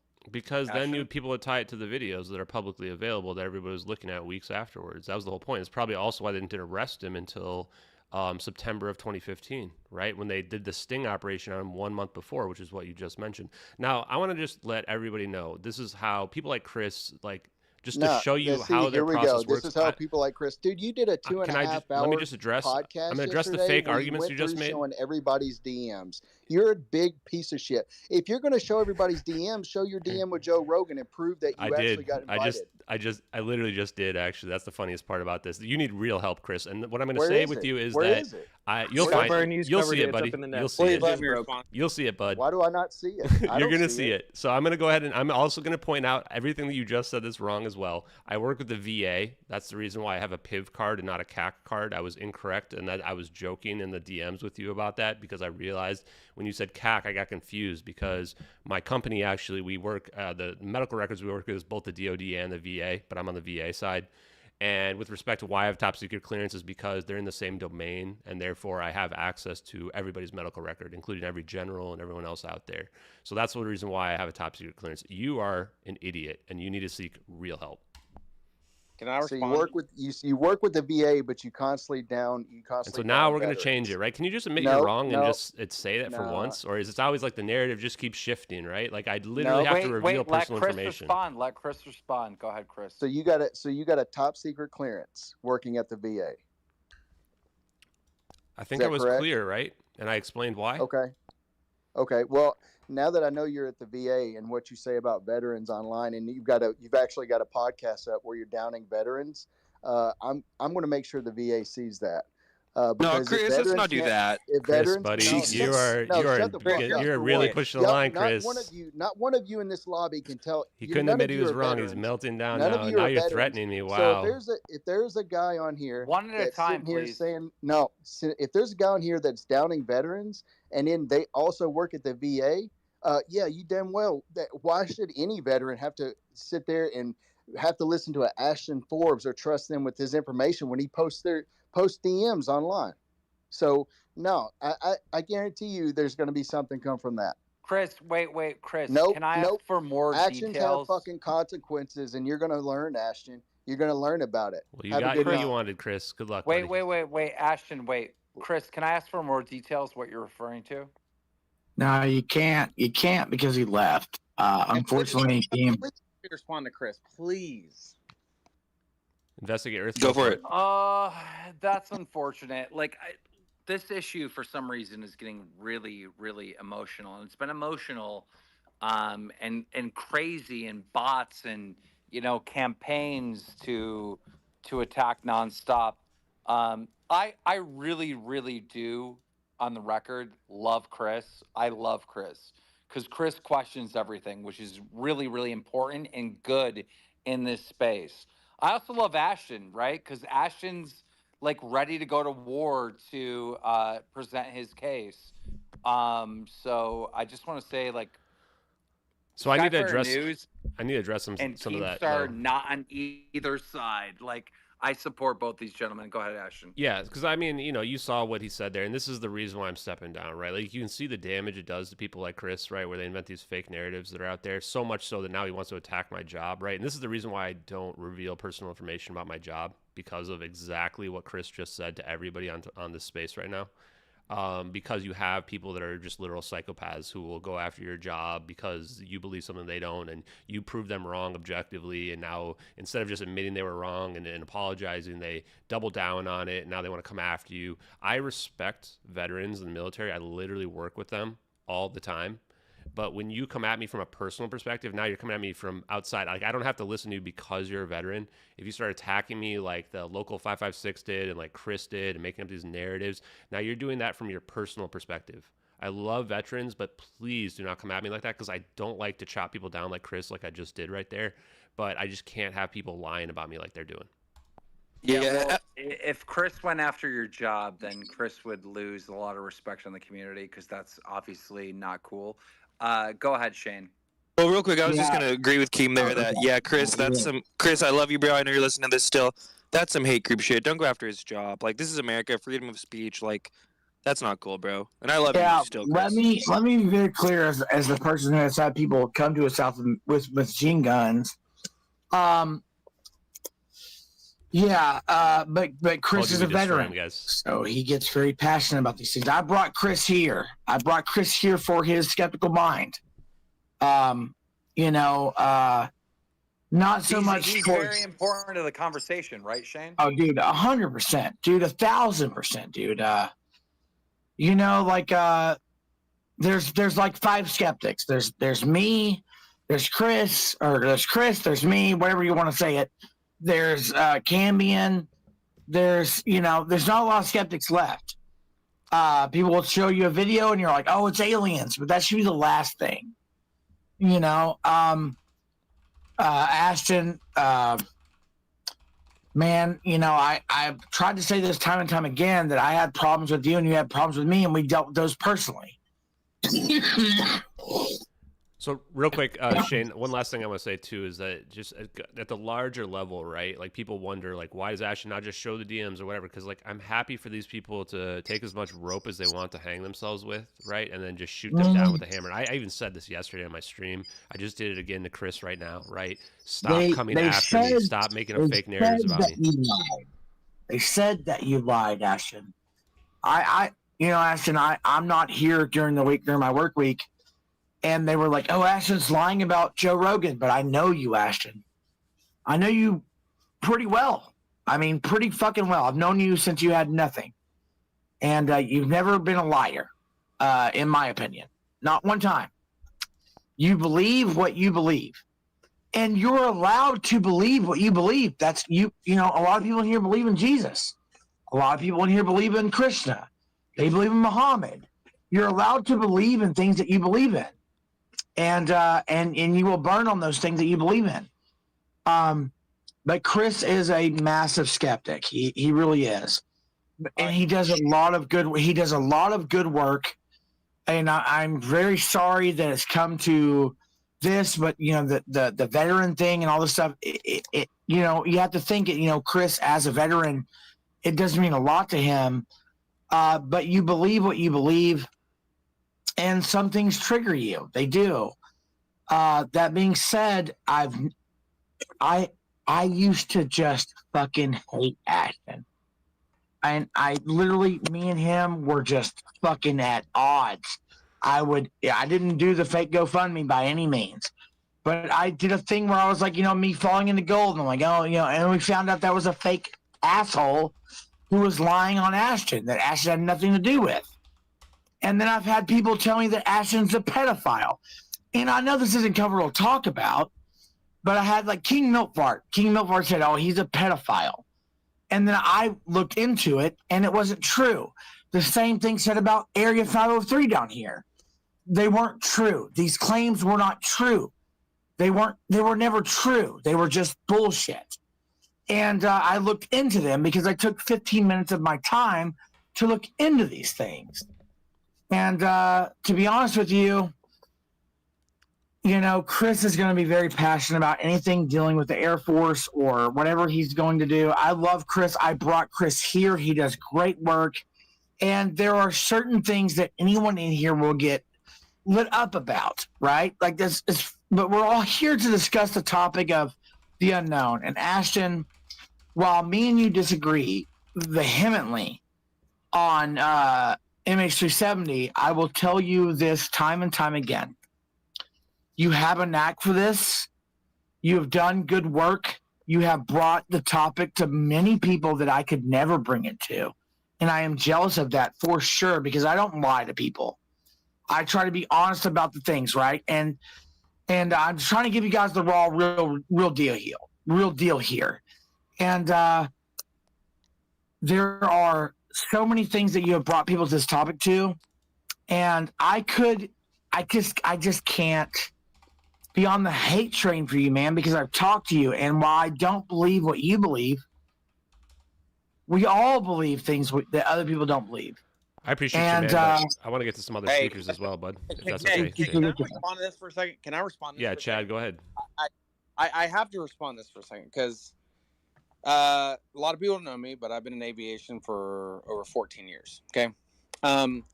Chris, which I don't know who this dude is, but as he says, the Navy report, the official Edward C. Lynn Navy report says this, and so that there's no other variation against that report. I mean, look, the reality is that who the hell is lying to who about the government's reports that are actual factual? And I know that rhymes, but Edward C. Lynn, he was charged with several offenses, including espionage, attempted espionage, communicating national defense information to a person not authorized to receive it, which means he put out something to someone, and this is the official actual thing. I mean, you can look it up. Edward Snowden was charged with, he gave official information that was classified to someone that was not supposed to receive it. So, okay, just from that very perspective, that absolutely can mean he gave a video of a drone or a P3 or a P8 Poseidon. And in this case, by the way, being in aviation for a very long time, know all about military aviation. P8 That's Poseidon. a hypothetical, dude. That's a hypothetical. That's a straight up hypothetical, dude. Okay, that's hypothetical. hypothetical. But listen, but what he's saying is also hypothetical. He's literally telling you that the U.S. Navy report, because he's a veteran, is you're supposed to just believe it. But the reality is he tried to. Listen to me. He read a mainstream media article that said their narrative of what Edward C. Lynn was charged with, but the actual fact is that Edward C. Lynn was charged with espionage and communicating national defense information to a person not authorized to receive it. So that's whatever media outlet that reported whatever Edward C. Lynn that Chris just read off, that's how they interpreted that. But the reality of it is that the charge to Edward C. Lynn was giving information to someone that was not able to receive it based on their classification level or zero classification level. So when Chris comes in here and says, "Oh, I'm a veteran and I know all the shit," okay, fine. You're a veteran. Great. My brother's a veteran. Many of my family members are veterans. Ashton's more right here than he is. I'm sorry. He is. Doesn't matter. And if you look at it just from my perspective, I think it's actually over 15 years in aviation. He's just not right. He's a skeptic. He is someone, I mean, if you want an agent that would be against a topic, it would be him, not Ashton. Yeah, that's all I'm saying. Real quick, I want to say too. He's very disrespectful too. Like, if you're going to come in here as a veteran and be a complete asshole to someone, especially when someone like Ashton is trying to say, like, hey, this could be reverse engineering technology, government tech. I don't know, dude. He disproved all of his credibility, in my opinion, in what he just talks. Yeah, and I think that I want to point out that in the pill, I think it's called, or whatever, the nest, I've done like 4 pieces on Edward Snowden, and I've sourced every single article around it so that you guys can read all the verifiable facts. Because I've had people come and try to cherry pick and say, this guy is not the guy or whatever. Just look at the evidence for yourself and choose for yourself. There's even an article about the strange case of Edward C. Lynn. Because if you look at people that have been charged with this type of stuff, that this is this serious, they actually mention usually what type of stuff they've actually been charged with. They don't really lie about it. Now, all of a sudden, with this guy, they don't say anything about it, right? So it's up to you to determine whether or not you think he's the guy or not. I'm just telling you in my opinion. I agree with that, but I feel like it's a lot of hypotheticals, man. It's a lot of hypotheticals. Wait, Shane, 2 seconds. And by the way, Shane is going to be running the after party when we're done here tonight. So shout out to UFO, Shane. Question, I was talking to Chris in DMs. Oh, I see Chris is here. There is the screenshots that you showed with Joe Rogan, they don't have Joe Rogan verified. Can you answer why that is? Oh, is that a question to me? Yes. Oh, sorry. I think that when you're searching for the people, I mean, if I had to post all the DMs, I can, man. I've also got emails from his booking agent asking for my flight information and what state I'm from. Like, I have everything, man. So the reason why it doesn't show is I'm looking at it right now on the desktop version. It doesn't show verified next to it. Do we really have to do this? So, like, this is the thing, right? We're like, debunkers and skeptics look for one tiny thing where they can affirm and use confirmation bias to confirm their beliefs. I have all the DMs. I have emails. If these guys really want to hang themselves, I have no problem letting them do it. Right? If they still want to try to admit it, whatever, it's fine. I just hope they can start to see reason and realize from our conversations that I've never been lying, not one time. Go ahead, Chris. Yeah, I mean, I don't care at this point. It is what it is. There's not a check. I went through my DMs and I mean, when I go through DMs, if they have a blue check mark, it shows up. But that's just me. But anyways, whoever was talking about the Edward C. Land thing, DMs. that was directly from the Navy. It was from the Navy's site. It's you can look here. I'll post it in the nest for you guys. It's not a MSM, whatever you said it was. The Navy's not capable of lying, Chris? Is that what you're saying? What's that? That's a hypothetical, dude. That's a literal hypothetical, dude. You cannot bring hypotheticals here, dude. But listen, you're saying that Navy is not capable of lying. I didn't say that. Listen, but if this mission was top secret and classified, you're saying that they're going to tell top secret and classified information on an article. That's what you're saying. I'm going to say they're definitely lying. Their defense attorneys even literally argued that the military was lying about the charges and misrepresenting them so that the media would be distorted by it. I just want to point that out. I've got the articles. You can see my 4-piece, maybe even 5 pieces. I don't remember how many I did about Edward C. Lynn. Cherry picking one article is not a good way to go and base your opinion on. So here's the next one. Here's the next one, and it goes into detail exactly what he supposedly leaked. So this is from the Navy Times. So it talks about, so he went to, after 2 days of intense interrogation, Lynn confessed to telling a recently retired Taiwanese naval officer and others some highly classified details about the U.S. Navy's weapons program, including the long-range anti-ship missile under development, the high-speed railgun, and the laser weapon system being tested in the Persian Gulf. Nothing to say about MH370. That's not what he was charged with. I do want to ask you this question because I was the one that you're responding to. I'm going to post this in the nest for everybody. Listen, but I do want to ask you this question. So if Ashton is right, and this technology is reverse engineered or highly classified technology, you're saying to me that if Edward C. Lynn was somehow responsible for this video, that they are going to come out in Navy Times and other military media, and they're going to actually tell you why this dude is charged with espionage. Is that what you're telling me? So they're going to list all the other weapon systems and everything that he was talking about, but they're not going to talk about a hoax MH370 video that he supposedly, that you somehow connected to it. That makes no sense. It literally makes no sense. But if that was the case, you would see that all over the news everywhere. That video would have been playing nonstop everywhere. But Chris, have you not been watching mainstream media like over the last No, I don't watch mainstream media. Matter of fact, I don't get my news from the mainstream media. Yeah, I don't either. Obviously, we have a podcast that we're the alternate source. We good here, chat? But what you're telling me is that Navy Times, if they post it, that's true. Right, and so what you're saying is an idiot, what guys. Navy Times account of what Edward C. Lynn is if charged I scroll with down, the is the actual account. Although, what if he was a part of MH370 disappearance? You're telling me that they should have. That's speculation. Well, there's nothing to tie him to it. Okay, so we're just supposed to believe whatever that article says to be fact. Yeah, I mean, if you're not entrenched in conspiracy theory minded. Oh my God, dude, come on, dude.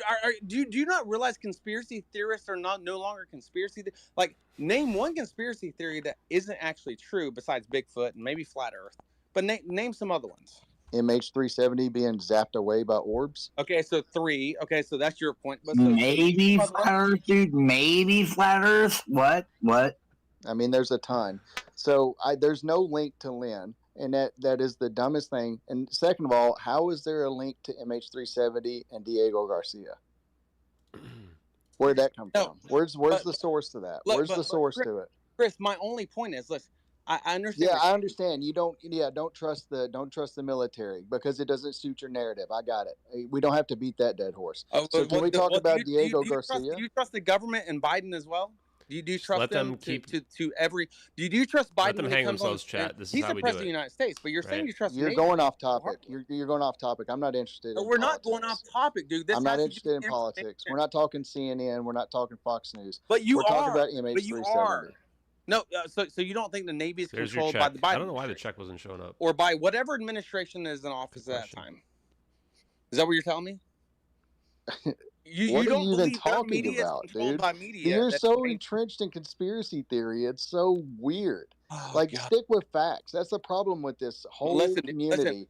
Is nobody sticks to facts, and if it doesn't Chris, suit your narrative, what facts do you're you gonna have? make some kind of conspiracy theory and say it's a psyop. Okay, what facts do you have? How do you get through how do you get through life every day when you think everything's a psyop that doesn't fit your narrative? How do you accomplish daily tasks every day? Chris, you got vaccinated, didn't you? What? You got vaccinated, didn't you? Tell us, Chris. Chris, did you take the vaccine or not? I know you did because I know your type, and that's my point. Dude, you did just you get vaccinated? said maybe flat Earth. No, let Chris respond. Well, first of all, I don't Chris? believe in flat Earth, but I'm saying, Chris, are you gonna tell the truth or are you gonna lie to us? What's the Well, answer? you said maybe. I mean, It's weird that you maybe. work for the VA and you're trying to get me to isn't there something called HIPAA? So why are you trying to ask me about HIPAA, HIPAA, but unless, listen. You don't have to answer. What's with all the straw mans? Can we just have a real conversation? Chris, for a Skyfire News exclusive. Chris, for a Skyfire News exclusive, are you vaccinated? Yeah, he is vaccinated. He fucking knows it because that's exactly why he listens to the bullshit he's spouting out tonight in the space. Let's let him answer. Let him answer. Time out. Let's get a little break in this. Go ahead, 503. The straw man arguments are getting kind of out of control, and I think we should just keep it to facts and lay off of the ad hominem attacks. It's just really kind of ridiculous. And the politics, let's start another space for politics, all right? But this does kind of go back to politics a little bit. Can we just get an answer? I know you Chris want to, but I Chris don't wants to want get to. everybody else on the record. I want to get him on the record. Chris, Chris, what is your answer? You don't have to answer. You can say you don't want to answer, but what is your answer? So why is somebody in the medical field with the VA asking me my vaccination status in an open forum? Well, we already know what it is. That's a HIPAA violation. That is a That's HIPAA not how violation. HIPAA All right. works. And before we move on to the final, there's one more story you want to cover tonight. I think we kind of you touched guys all the are a bases bunch on of there. fucking hypocrites. You all are a bunch of fucking hypocrites, and there's a reason why there's a stigma in this damn community, and you're proving it right now. You're worried about my vaccination status because I'm out here speaking facts from actual fucking sources, and this is in Red Panda. Out of me and you have had ties for a very long time. And I was just joking, bro. I really don't care if you're vaccinated or not. Well, I thought it was just really random that he brought it up and funny. No, but why it's, don't you it's the say same that source instead you of read asking me about about my vaccines. vaccination? My bad. I didn't realize it was like a whole thing. My bad. Yo, You don't have to disclose. Yeah, you guys are let fucking Chris clowns, talk. Stop man. interrupting. Yeah, him. well, Go ahead, Chris. Chris, you talked shit to Ashton earlier. You were an asshole to him, and all I was saying was, like, are you vaccinated? Are you reading the same studies, same studies about the vaccine safety as you were about MH370? I get the joke. I do think it's a way to generalize people and kind of dismiss them. Vaccinated, non-vaccinated, Well, that's Republican, Democrat. I get it. But it is a game to play. And I did think it was funny, Red's question, but I didn't think he took I just thought it was super random. It was just like out of left field. I was just like shocked, so I just thought it hilarious. I was surprised to hear it too. We got Ralph requesting. Not sure if we're going to pop that up. Guys, this has been a very heated discussion in many ways, but I am glad Chris came back and is able to kind of share some of that opinion. But what's with the contention? Like, I feel like some of this stuff has to be from like the lack of answers and the way we've been led around for the past like 4 or 5 years. Like the tension that I'm seeing just doesn't seem naturally put in there. You know what I mean? Like people are going 0 to 100 on Ashton, like he's like telling people like what kind of like what science is and stuff, and people are propping him up to like tell us, to lead academia, but that's not happening. He's a guy with a theory using evidence presented that honestly outweighs a lot of the other evidence for cases that I've seen be brought up and careers be made on. Right. I've seen careers made on looser evidence than what Ashton has put forth, and we all are intrigued by it and the way he's presenting it.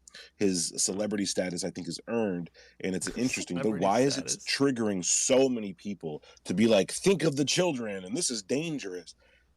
I'm genuinely curious because the reason why is because Ashton has an answer for everything. It doesn't matter what's being thrown at him. He has a response. Go ahead, Shane. Yeah, dude. I am very thankful to be a part of Skyfire News. These discussions that we have are very important. Chris is very passionate about what Chris is very passionate about. At the same rate, Ashton is very passionate about what Ashton is very passionate about. Investigation, if I have to look at what you've discussed through just just me looking at it, you brought up some very poor points. You went to political reasons and just shit arguments, to be honest, man. And I'm not here to suck Tupa's dick, Keem's dick, or Red Panda's dick. You immediately turned an argument into political stuff. Are you vaccinated? Are you this? That's a shit argument, dude. That's not good. No. Did it crash? Shit, it crashed.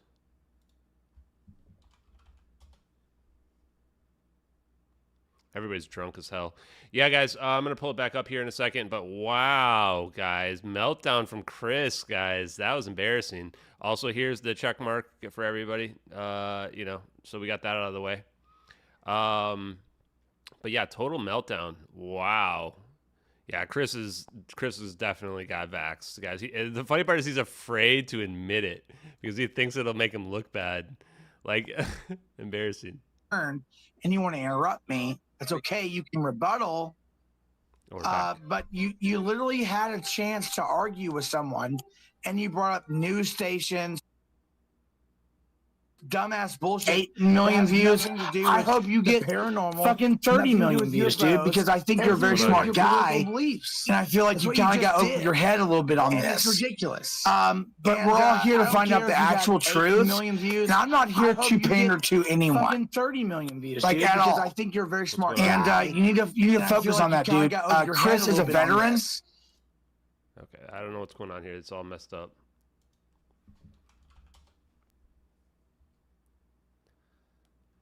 I love how he was too embarrassed to answer a basic question whether or not he got vaccinated, as if it's like some huge violation of his privacy, right?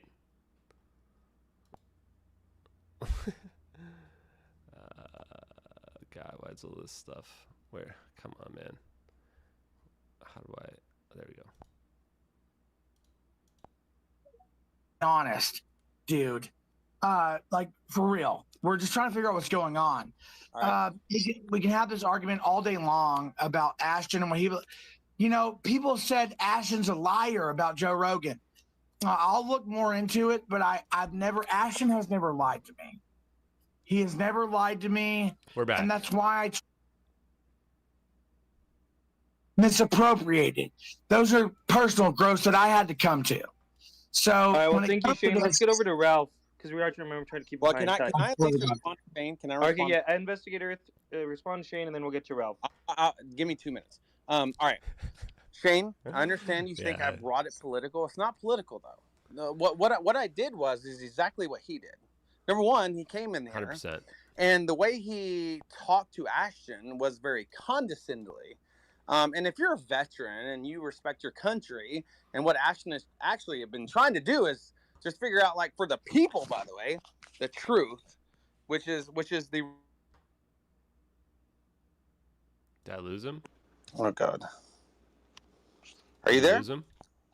Oh, sorry. Okay. Hold on. I'm here. So, all I'm saying is that I did not bring politics into this. The reality of what happened is that he said that you have to believe the narrative of the United States government and the United States military official report.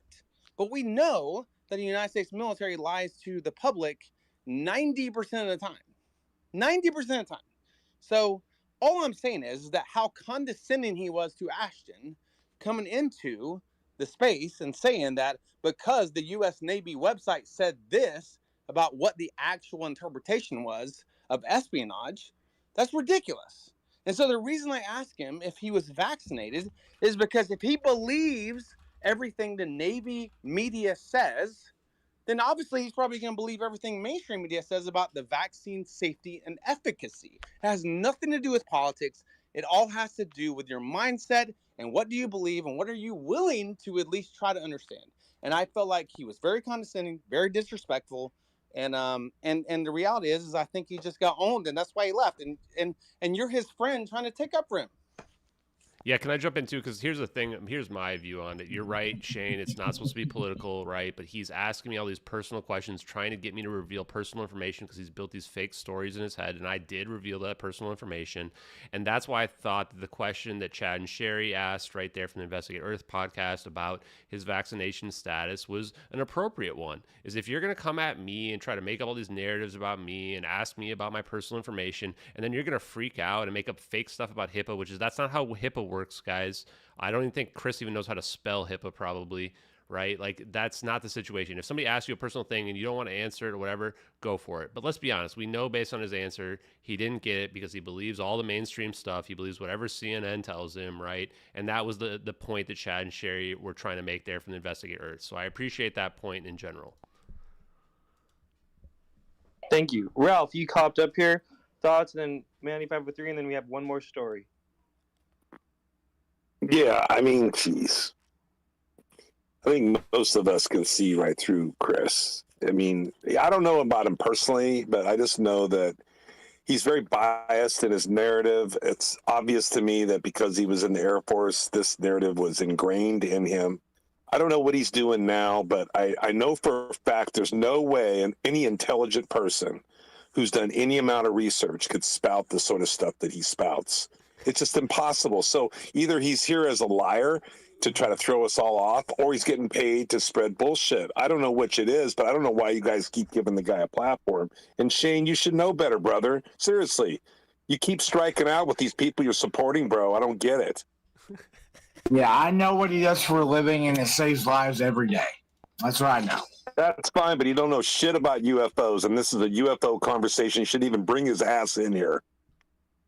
I like Chris. Chris, if you're listening, I didn't mean anything. I literally thought you would find it funny that we asked, because it was just so, like, it was hilarious to me. All right, Manny 503. Yeah, Chris repost Mick West. Yeah, I'm not sure about the vaccine thing. I thought military members they had forced vaccines, and there's other industries, like 100%. if you worked in Hollywood, then you weren't going to get a job if you didn't have a vaccine. And if you live in New York City, you can't go into a restaurant if you don't have, right? Isn't there something like that? So, like, that's not really a fair barometer of people's cognitive how they digest the news, I should say, so maybe we should just curtail that. It's good shit talk, though. Like, if you're trying to roast someone, like, that's a good shit talk line. Yeah, and just to add on to it, I'm a contractor, so I'm also technically required to get it, and I didn't get it, so there's very many ways around it, and I just know what I'll say from personal direct experience is there way less people than you think that were required ended up getting it, just a heads up. So it is not actually a thing where, like, everybody had to get it. Like, what the mainstream media projected with respect to that relative to what actually happened, huge disparity. Okay. Anyhow, Ashton, I just looked on my Windows PC, and when someone's verified on Twitter, they got a blue check mark next to their name. Would you be willing to go onto a live stream and show those, and then click through to show that that's an actual legit Joe Rogan account? Already did. This is what I love about you guys. Like, I have already. Oh, like, you guys now. You guys, I just asked a question. And before you start, I'm not vaccinated, so leave me alone. All right? Before you discount my opinion. I'm not discounting because of that. I'm discounting because I literally already showed it on my live stream that's going on right now. So okay, I'm already several steps ahead. I love giving you guys. So you click through and it showed that it's actually Joe Rogan's account, right? It's not like a fake account. It's 100% him. And yes, I love giving you guys rope to just hang yourselves because everybody in this community for some reason loves to hang themselves. It's just I don't get it, but just go for it. You guys, all right. Anyways. But I think Area 50 whatever is jealous of Ashton. That's what I think. Don't forget to follow Skyfire News. I don't know Ashton Forbes as a liar. I do not know him as a liar. I've not known him as a liar as well, to be fair. He's never lied to me and that's why I trust him and talk to him to this day.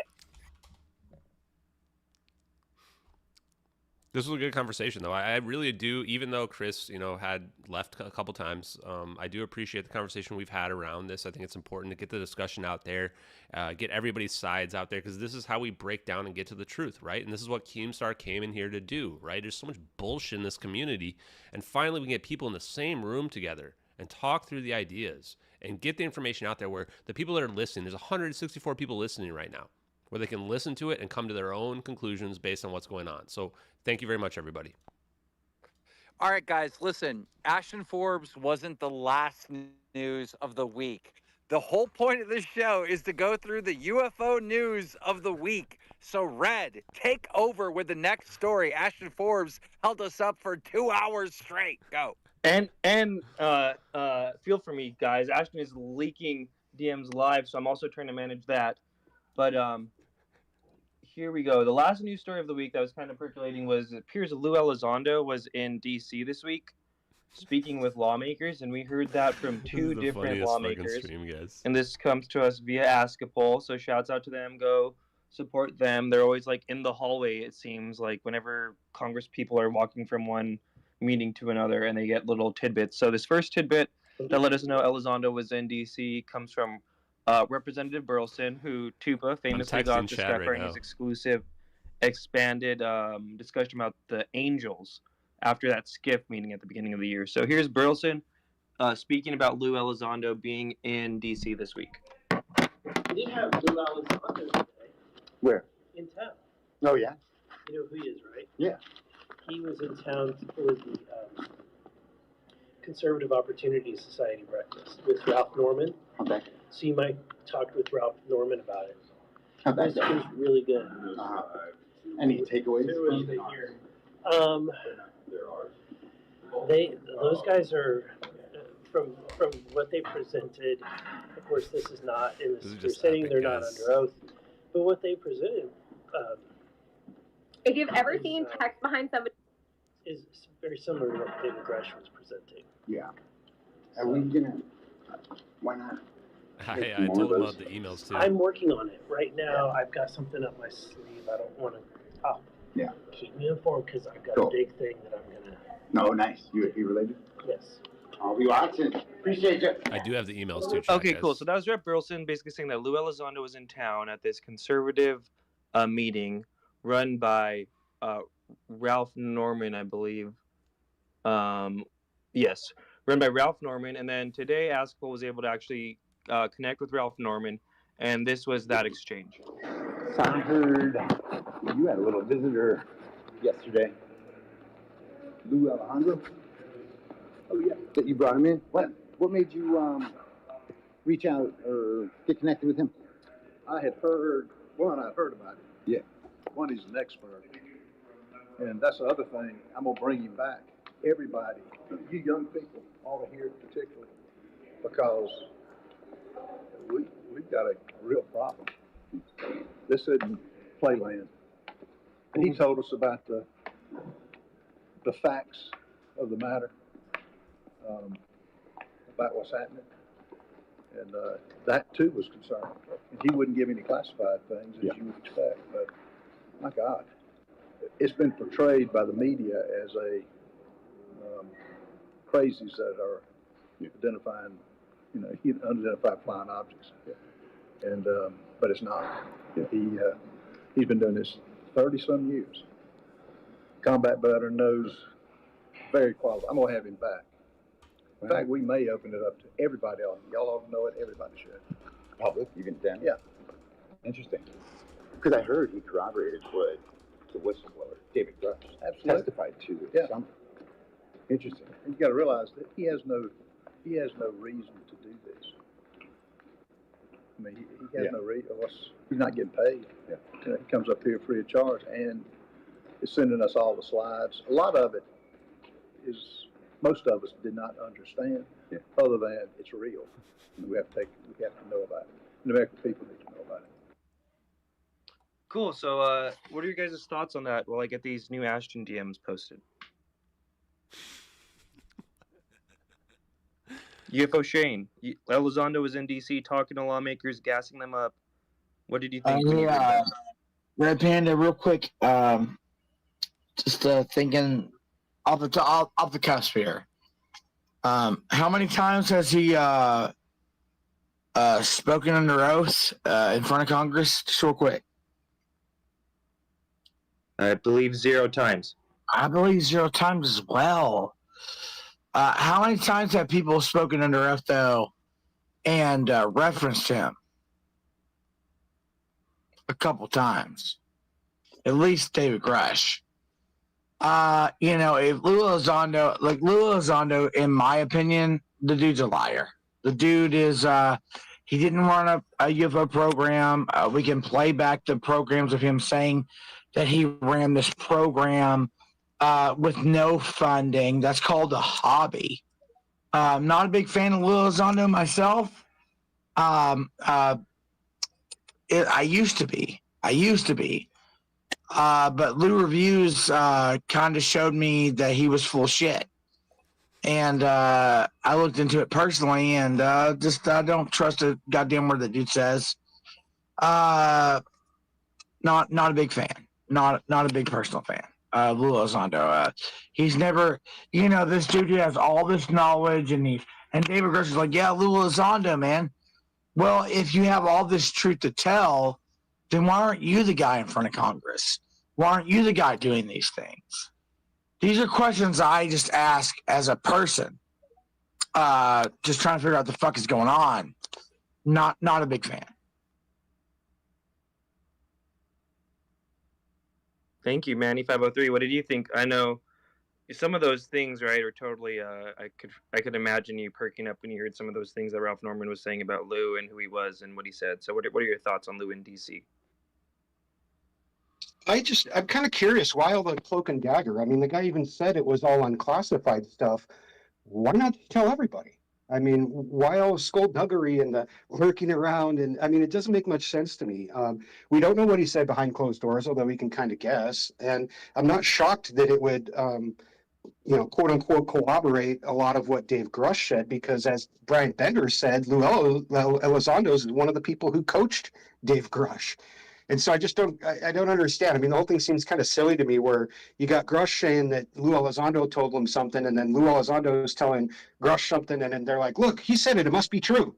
And they point to each other, and you're like, come on, man, like, where's the evidence? Let's just see the evidence. And I guess we'll have to wait and see what comes out of this, but it seems like more positioning by Lou to make himself relevant. That should have been the end, though, chat. Because his book's coming out and his movie with Dan Farrow's coming out, but who knows? I mean, I just don't know what he could bring to the table at this point. What's he going to say that he hasn't already said on 100 different podcasts and documentaries and whatnot, and on a TV show? Well, now he's part of the Big Sur story, right? So you never know.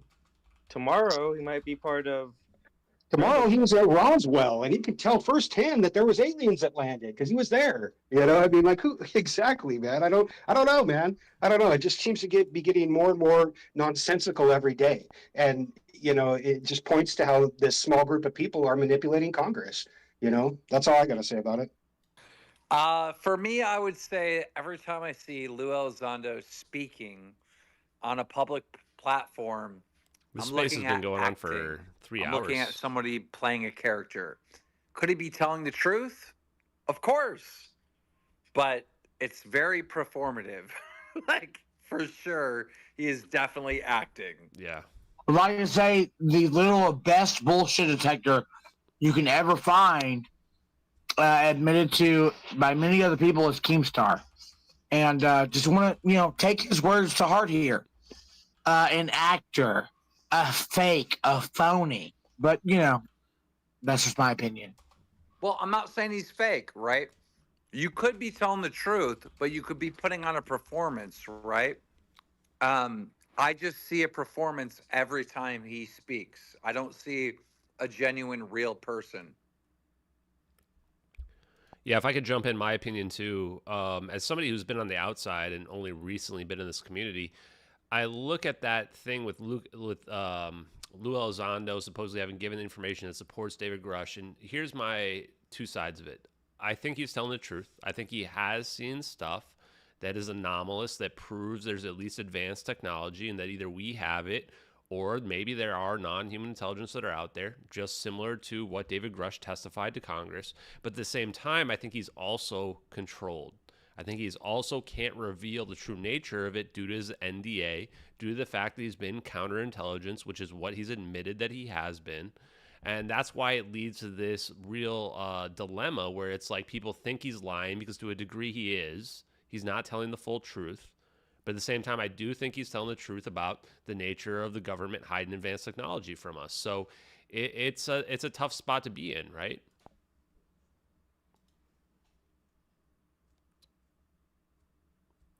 Anyone else on the stage?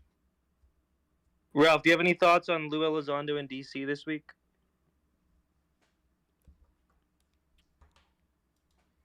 Ralph, real Ralph. quick, if Ralph doesn't want to talk, you guys may not know Ralph is Ralph. Ralph is Eric. Eric is a actual person who goes and actually investigates things in person. I have a lot of love for Ralph. I agree with a lot of Ashton had to say actually about Lou Elizondo, and at the same time, I have a lot to agree with what Keem started to say, because his bullshit detector is like at the peak. And I'm not trying to suck Keem's dick here because I really don't care. But like, why are you doing these things? NDAs. And what Ashton said, government hiding things from you. All this stuff exists. We know it does.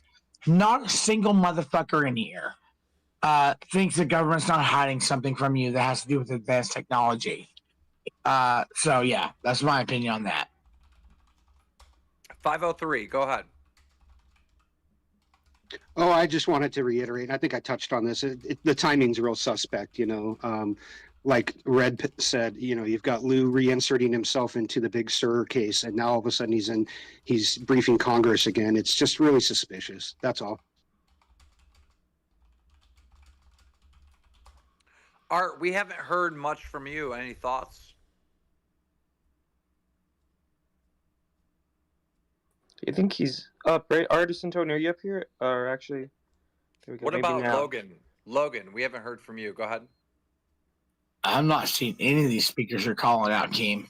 Yeah, Damn, my Artist just Antonio, lagged or broken or something. Go ahead.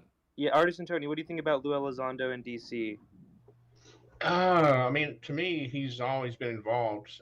I mean, you know what I mean? I mean, I take a lot of heat because he's been on my show twice, and somehow because I've had him on my show, that I'm not neutral. But I kind of agree with Ashton. I think, I mean, I don't know why it's not obvious to everybody that all these people have intelligence backgrounds. It's almost like the word psyop or something like that, or some kind of intelligence, program is almost as much of a faux pas now as saying UFO is. Have you all noticed that you can't say psyop anymore, but you can say UFO? It used to be that, you know what I mean? I don't know. It's a little confusing, but I mean, I think I've always said that I thought Lou was doing a job, and he's probably doing a good job at it. We probably don't like what he's doing, but you know what I mean? He's I don't understand why we can't see the connection from day one with his intelligence background, David Grush's intelligence background. I mean, all these pilots don't. I've had family members that were in the military. I've had my best friend was in the military and got killed. I mean, all of these people when they were alive told me they're all on the same team. You don't buck the system. You got pilots that are being told what to say. I don't really understand why this is so difficult, to be honest with you. And what it is that nobody can be neutral. You either have to be on the believer tribe or you have to be on the skeptic tribe. But there are some of us in the middle trying to understand what's going on. So, and Tony, if you're out there, good job. Honestly. Wow. It's late and I'm sleepy. But I think Ashton has probably come around, probably the best. When he was on the show, right near the end of the show, I felt like you came around to where I understood you better, about what you think, Ashton. So, yeah, I just want to say too, like, I love Tony, man. Like, going on his stream was really important, I feel like, because one thing Tony told me was that, I've got this completely different perception of you than from when I talked to you. And he had people that were like people that knew the science, people that knew other people that I've talked to that know the science as well. And we had a panel interview on it. And those people would have called me out if I was speaking some bullshit, like Lou Reviews says or whatever, right? And that's the important part, is that the scientists and whatever I've talked to, they've given me information where it becomes where people can't debunk it, right? Because it actually checks out from the scientific perspective. You may not believe it to be true, whatever. I know it's hard to believe. But that's why I love about Tony is that Tony is just a normal guy like me who wanted to talk about the case, talk about the science, and we had an awesome discussion. So when it comes to people that are out there, David Grush, Lou Elizondo, etc., I think the approach that we should take is not to assume that they're liars or that everything they say is true, but the reality is there are other humans that can say what they are allowed to say, but that they're also being held back by their NDAs or other forces, whatever it is. Yeah, and the funny thing about it is then you have people who just are like attack dogs. Like I was in a space, the other night, and Stephen Cambion was in there, and I've never literally ever talked to Stephen Cambion, and he jumped on me because I had Lou on my show twice, and he's calling it some sort of circle jerk. I literally have had people from both sides, Stephen Greenstreet, Mick West.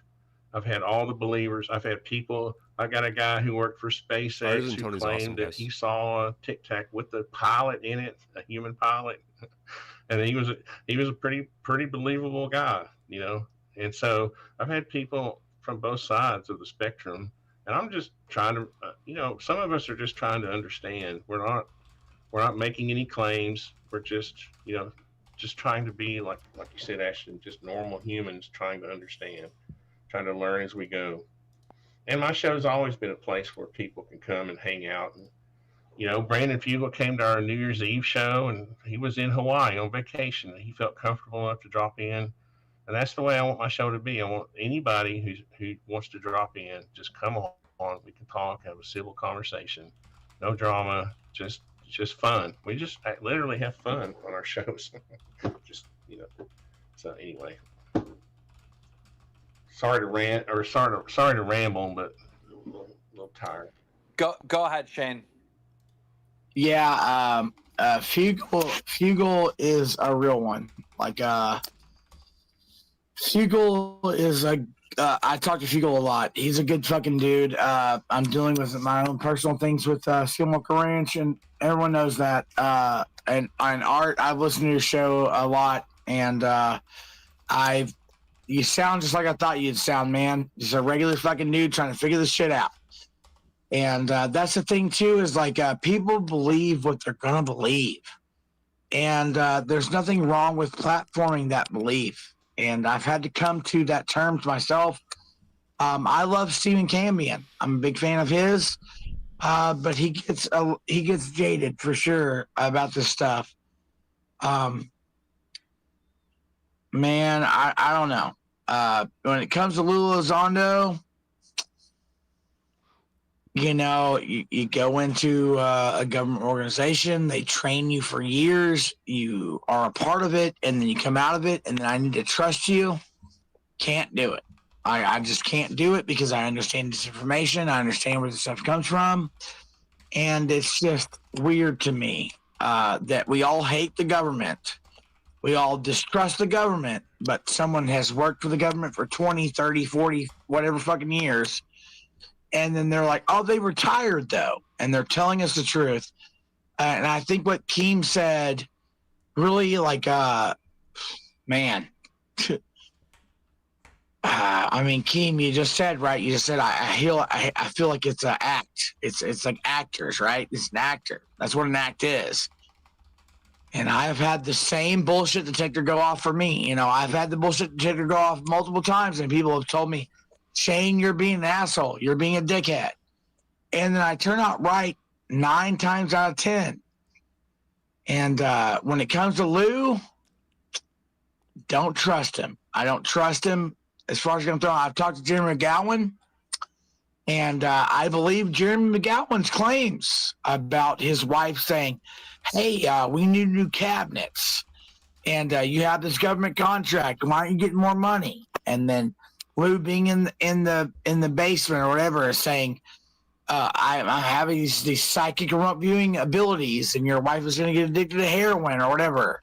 Do you think one of those combos happened before this Washington, D.C. tour? No, I'm just, I don't want to shit on Lou. The broad idea of somebody going to Washington, D.C. and lobbying politicians about this issue, I support. So although Lou I might have my own issues with Lou, that I don't want to that's good. Good on you, Lou. I hope Ashton does that That's what's weird, though. That's what's weird, though. I just want to be on record. I don't know if Lou is telling the truth or lying. I really don't. But I do know that every time he speaks publicly, that is not who that person is. That person is acting. That is performative. He could be giving you factual information. He could be giving you factual information. He could be telling the truth. Everything he could say or everything he says could be the truth. But he is putting on an act. Don't we all do that though, Keem? I mean, I'm a design build contractor. I don't talk to my customers the same way I talk to my subcontractors. You know. But you're on national news though, dude. Well, one thing I want to say about Lou was I think Jeremy Corbell gets a lot of shit for getting a lot of shit wrong in this community, right? Yeah. But when Jeremy Corbell is speaking, I'm not looking at someone who's acting, right? I can clearly tell what the things that Jeremy Corbell is saying, he truly believes. Like, that's the difference. Yeah. I just feel like when you're on the national stage, you have to present yourself a little differently. I actually like Lou when I was talking with him. You know, he's a personable guy. He's easy to like, and I can separate that part of Lou from his job. You see, I have friends who have jobs I don't necessarily like that much, but I can separate them, you know, as a person from their job. And I think that Art, real quick though, isn't that what a disinformation agent would do though? Is be personable and be easy to talk to? No, I feel like if someone's but I feel like if someone is trained to do that, and not Art, I love you, man. I'm just saying, I'm not trying to disagree with you. No, I know. I'm just saying, obviously he has. It's a little weird. It's a little weird. I know, but he's a CIA guy, right? I mean, that's his life. That's his. I mean, you just said that. I talked to him. I liked what he had to say. He was very personable. That's what they train them to do, though. Guys, I'm sorry to cut it short, but I want to get to 503 and move on to the last story of the week. End of Go ahead, right? 503. No more screenshots needed. Yeah, I wanted to just comment on a couple of things that Tony had said, and I'll keep it brief. Tony, you talked about being in a space with Stephen Cambion, and you felt like he had attacked you. And I was actually listening to that space, and I didn't feel like he was attacking you. I felt like what he was doing was saying that you weren't really hard pressed and asked Lou some hard questions. That's all. But then again, as you're saying, Tony, that's not really your shtick. You're not that investigative journalist trying to get people to tell the truth and catch people in lies or anything like that. Like you said, you just want people to have a good time, and so you're more of like interviewing, kind of like a Jimmy Kimmel type interview where it's just kind of lighthearted and you let people say what they want to say. So you shouldn't be held to a different standard because you're not Walter Cronkite. You know what I mean? Right. And I don't claim to be Walter Cronkite either. Right. All right, right. Red. Let's move on with the week with the news so we can wrap this up. And by the way, we're gonna have an after party over at UFO Shane's place. Go ahead, Red. Okay, so the last thing was this little probably never going on between, Joe Rogan now after Matt posting those Ford DMs, of the Good Trouble Show, whatever, and Mick West, and that happened today. Well, let me see. Where up in the nest is it? There it is. Okay, and I'll just put it up in the nest so it's fresh again. So the exchange goes. Basically, Mick West had offered to debate Matt Ford because Matt Ford and Rob Heatherly, and I think in part like Lou Elizondo put out an official statement about this whole thing, so he's kind of in the mix too. They've been on this campaign for a few weeks now, basically accusing Wikipedia and this group within Wikipedia called the Guerrilla Skeptics of Wikipedia of unfairly manipulating the Wikipedia pages around different UFO personalities and cases, amongst them Lou Elizondo, Ross Coulthart. So for a few weeks now, Rob Heatherly and Matt Ford from the Good Trouble Show have been like going on their show and providing some interesting evidence, right? There's like a group called the Guerrilla Skeptics that edits Wikipedia pages. Now the discrepancy lies on like if you think they're being fair or not fair. And then today, Mick West had previously said he wanted to debate Matt Ford about these issues, and Matt Ford today declined, saying, "Hi, Mick. I appreciate your offer, but I think you and the Guerrilla Skeptics have done enough damage to national security that I don't need to give you guys another platform." So that was kind of the talk of the town today, was now the Matt Ford narrative has elevated to where Mick West, and also it's important to note, Mick West denies being this Lucky Louie account that they're accusing all this stuff of doing, which we've also covered on Skyfire News. So he completely denies doing that. But there is an interesting tidbit where I do think Mick West actually is banned from Wikipedia for using sock puppet accounts. So there is a little bit of Mick West Wikipedia history there.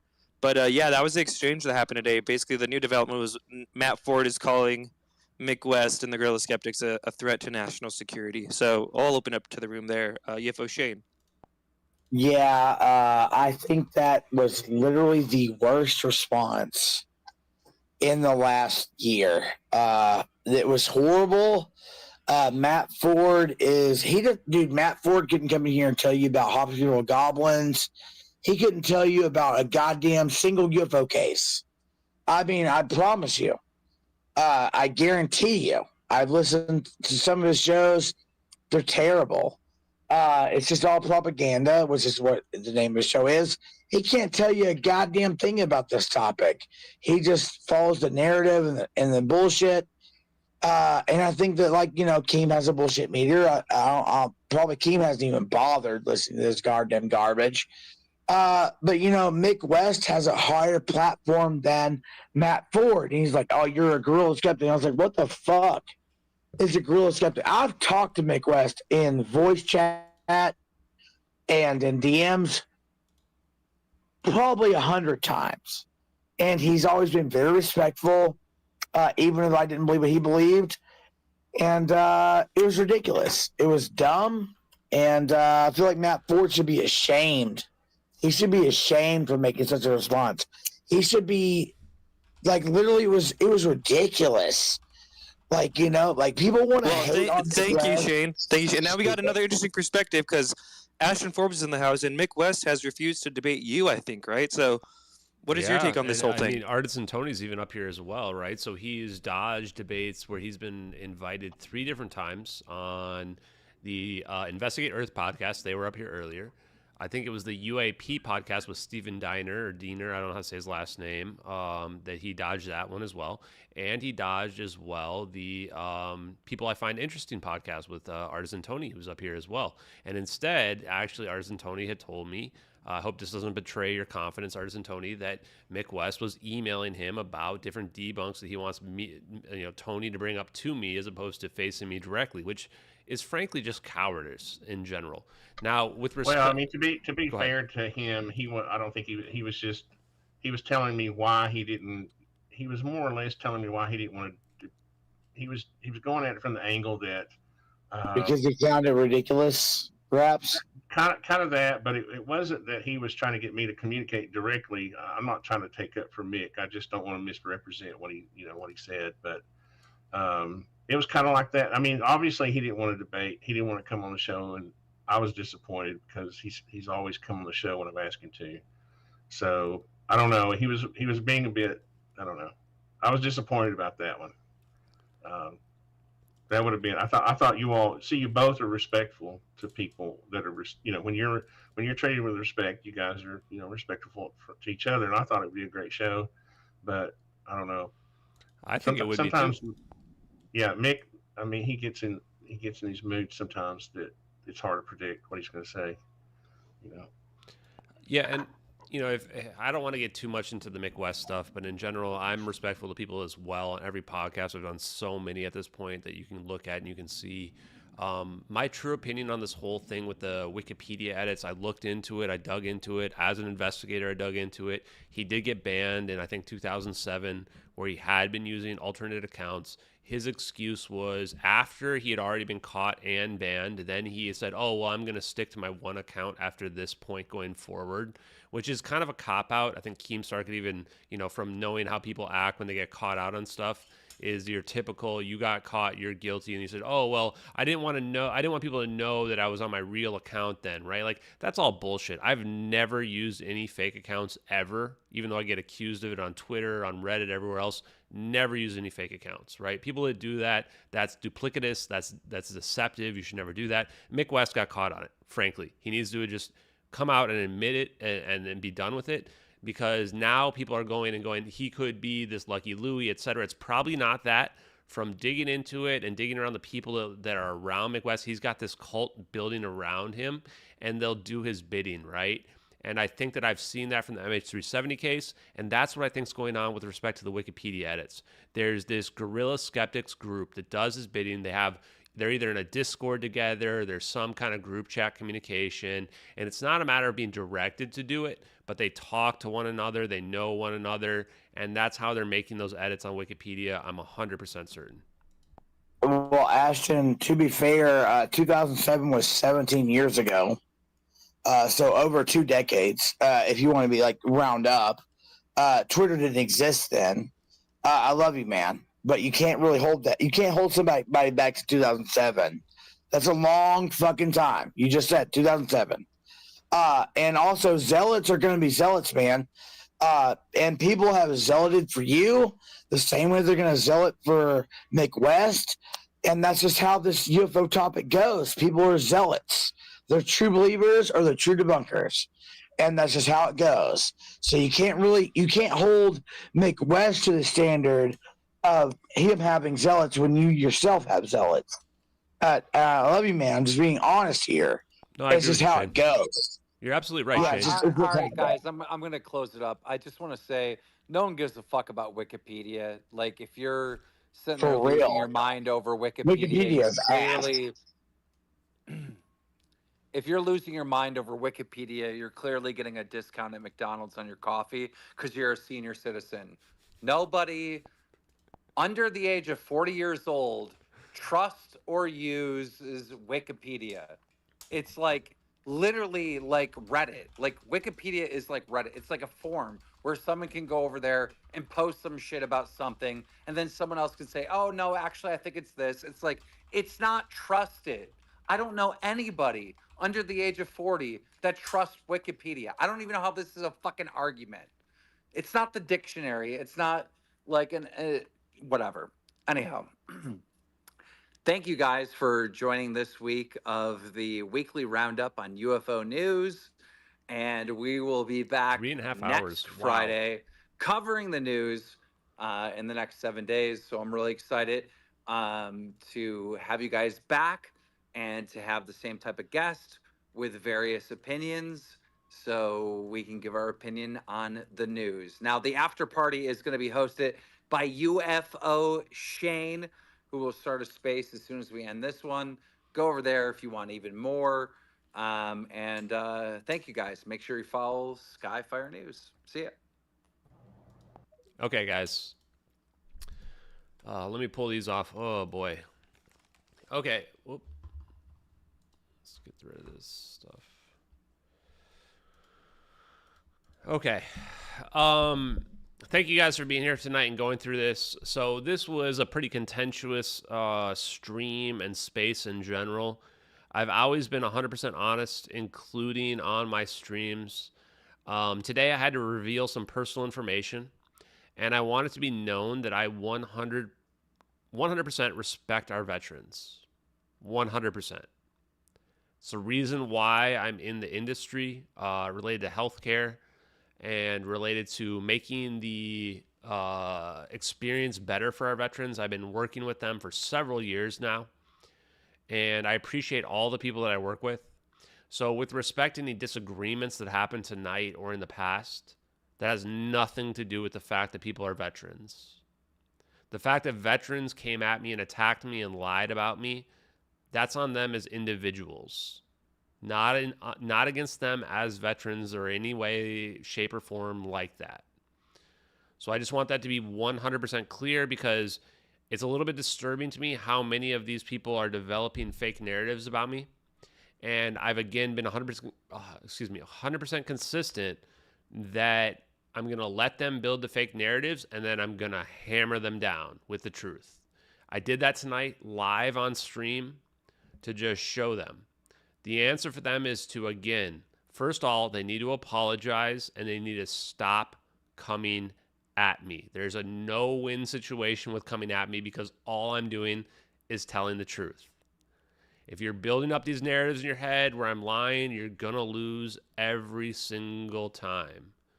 Just stop doing it. This goes to whatever average Chris, whatever this guy's name is, local 556, any of the rest of these guys that are veterans or whatever. I respect your military service. Stop coming at me.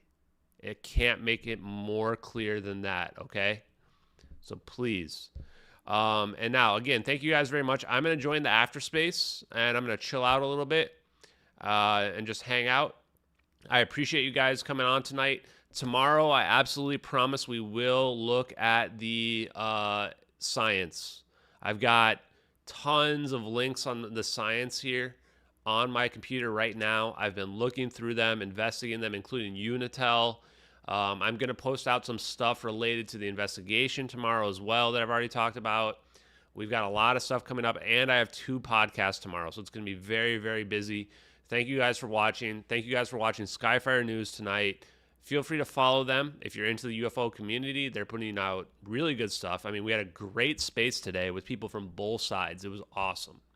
So have a good night, everybody. We'll talk again soon.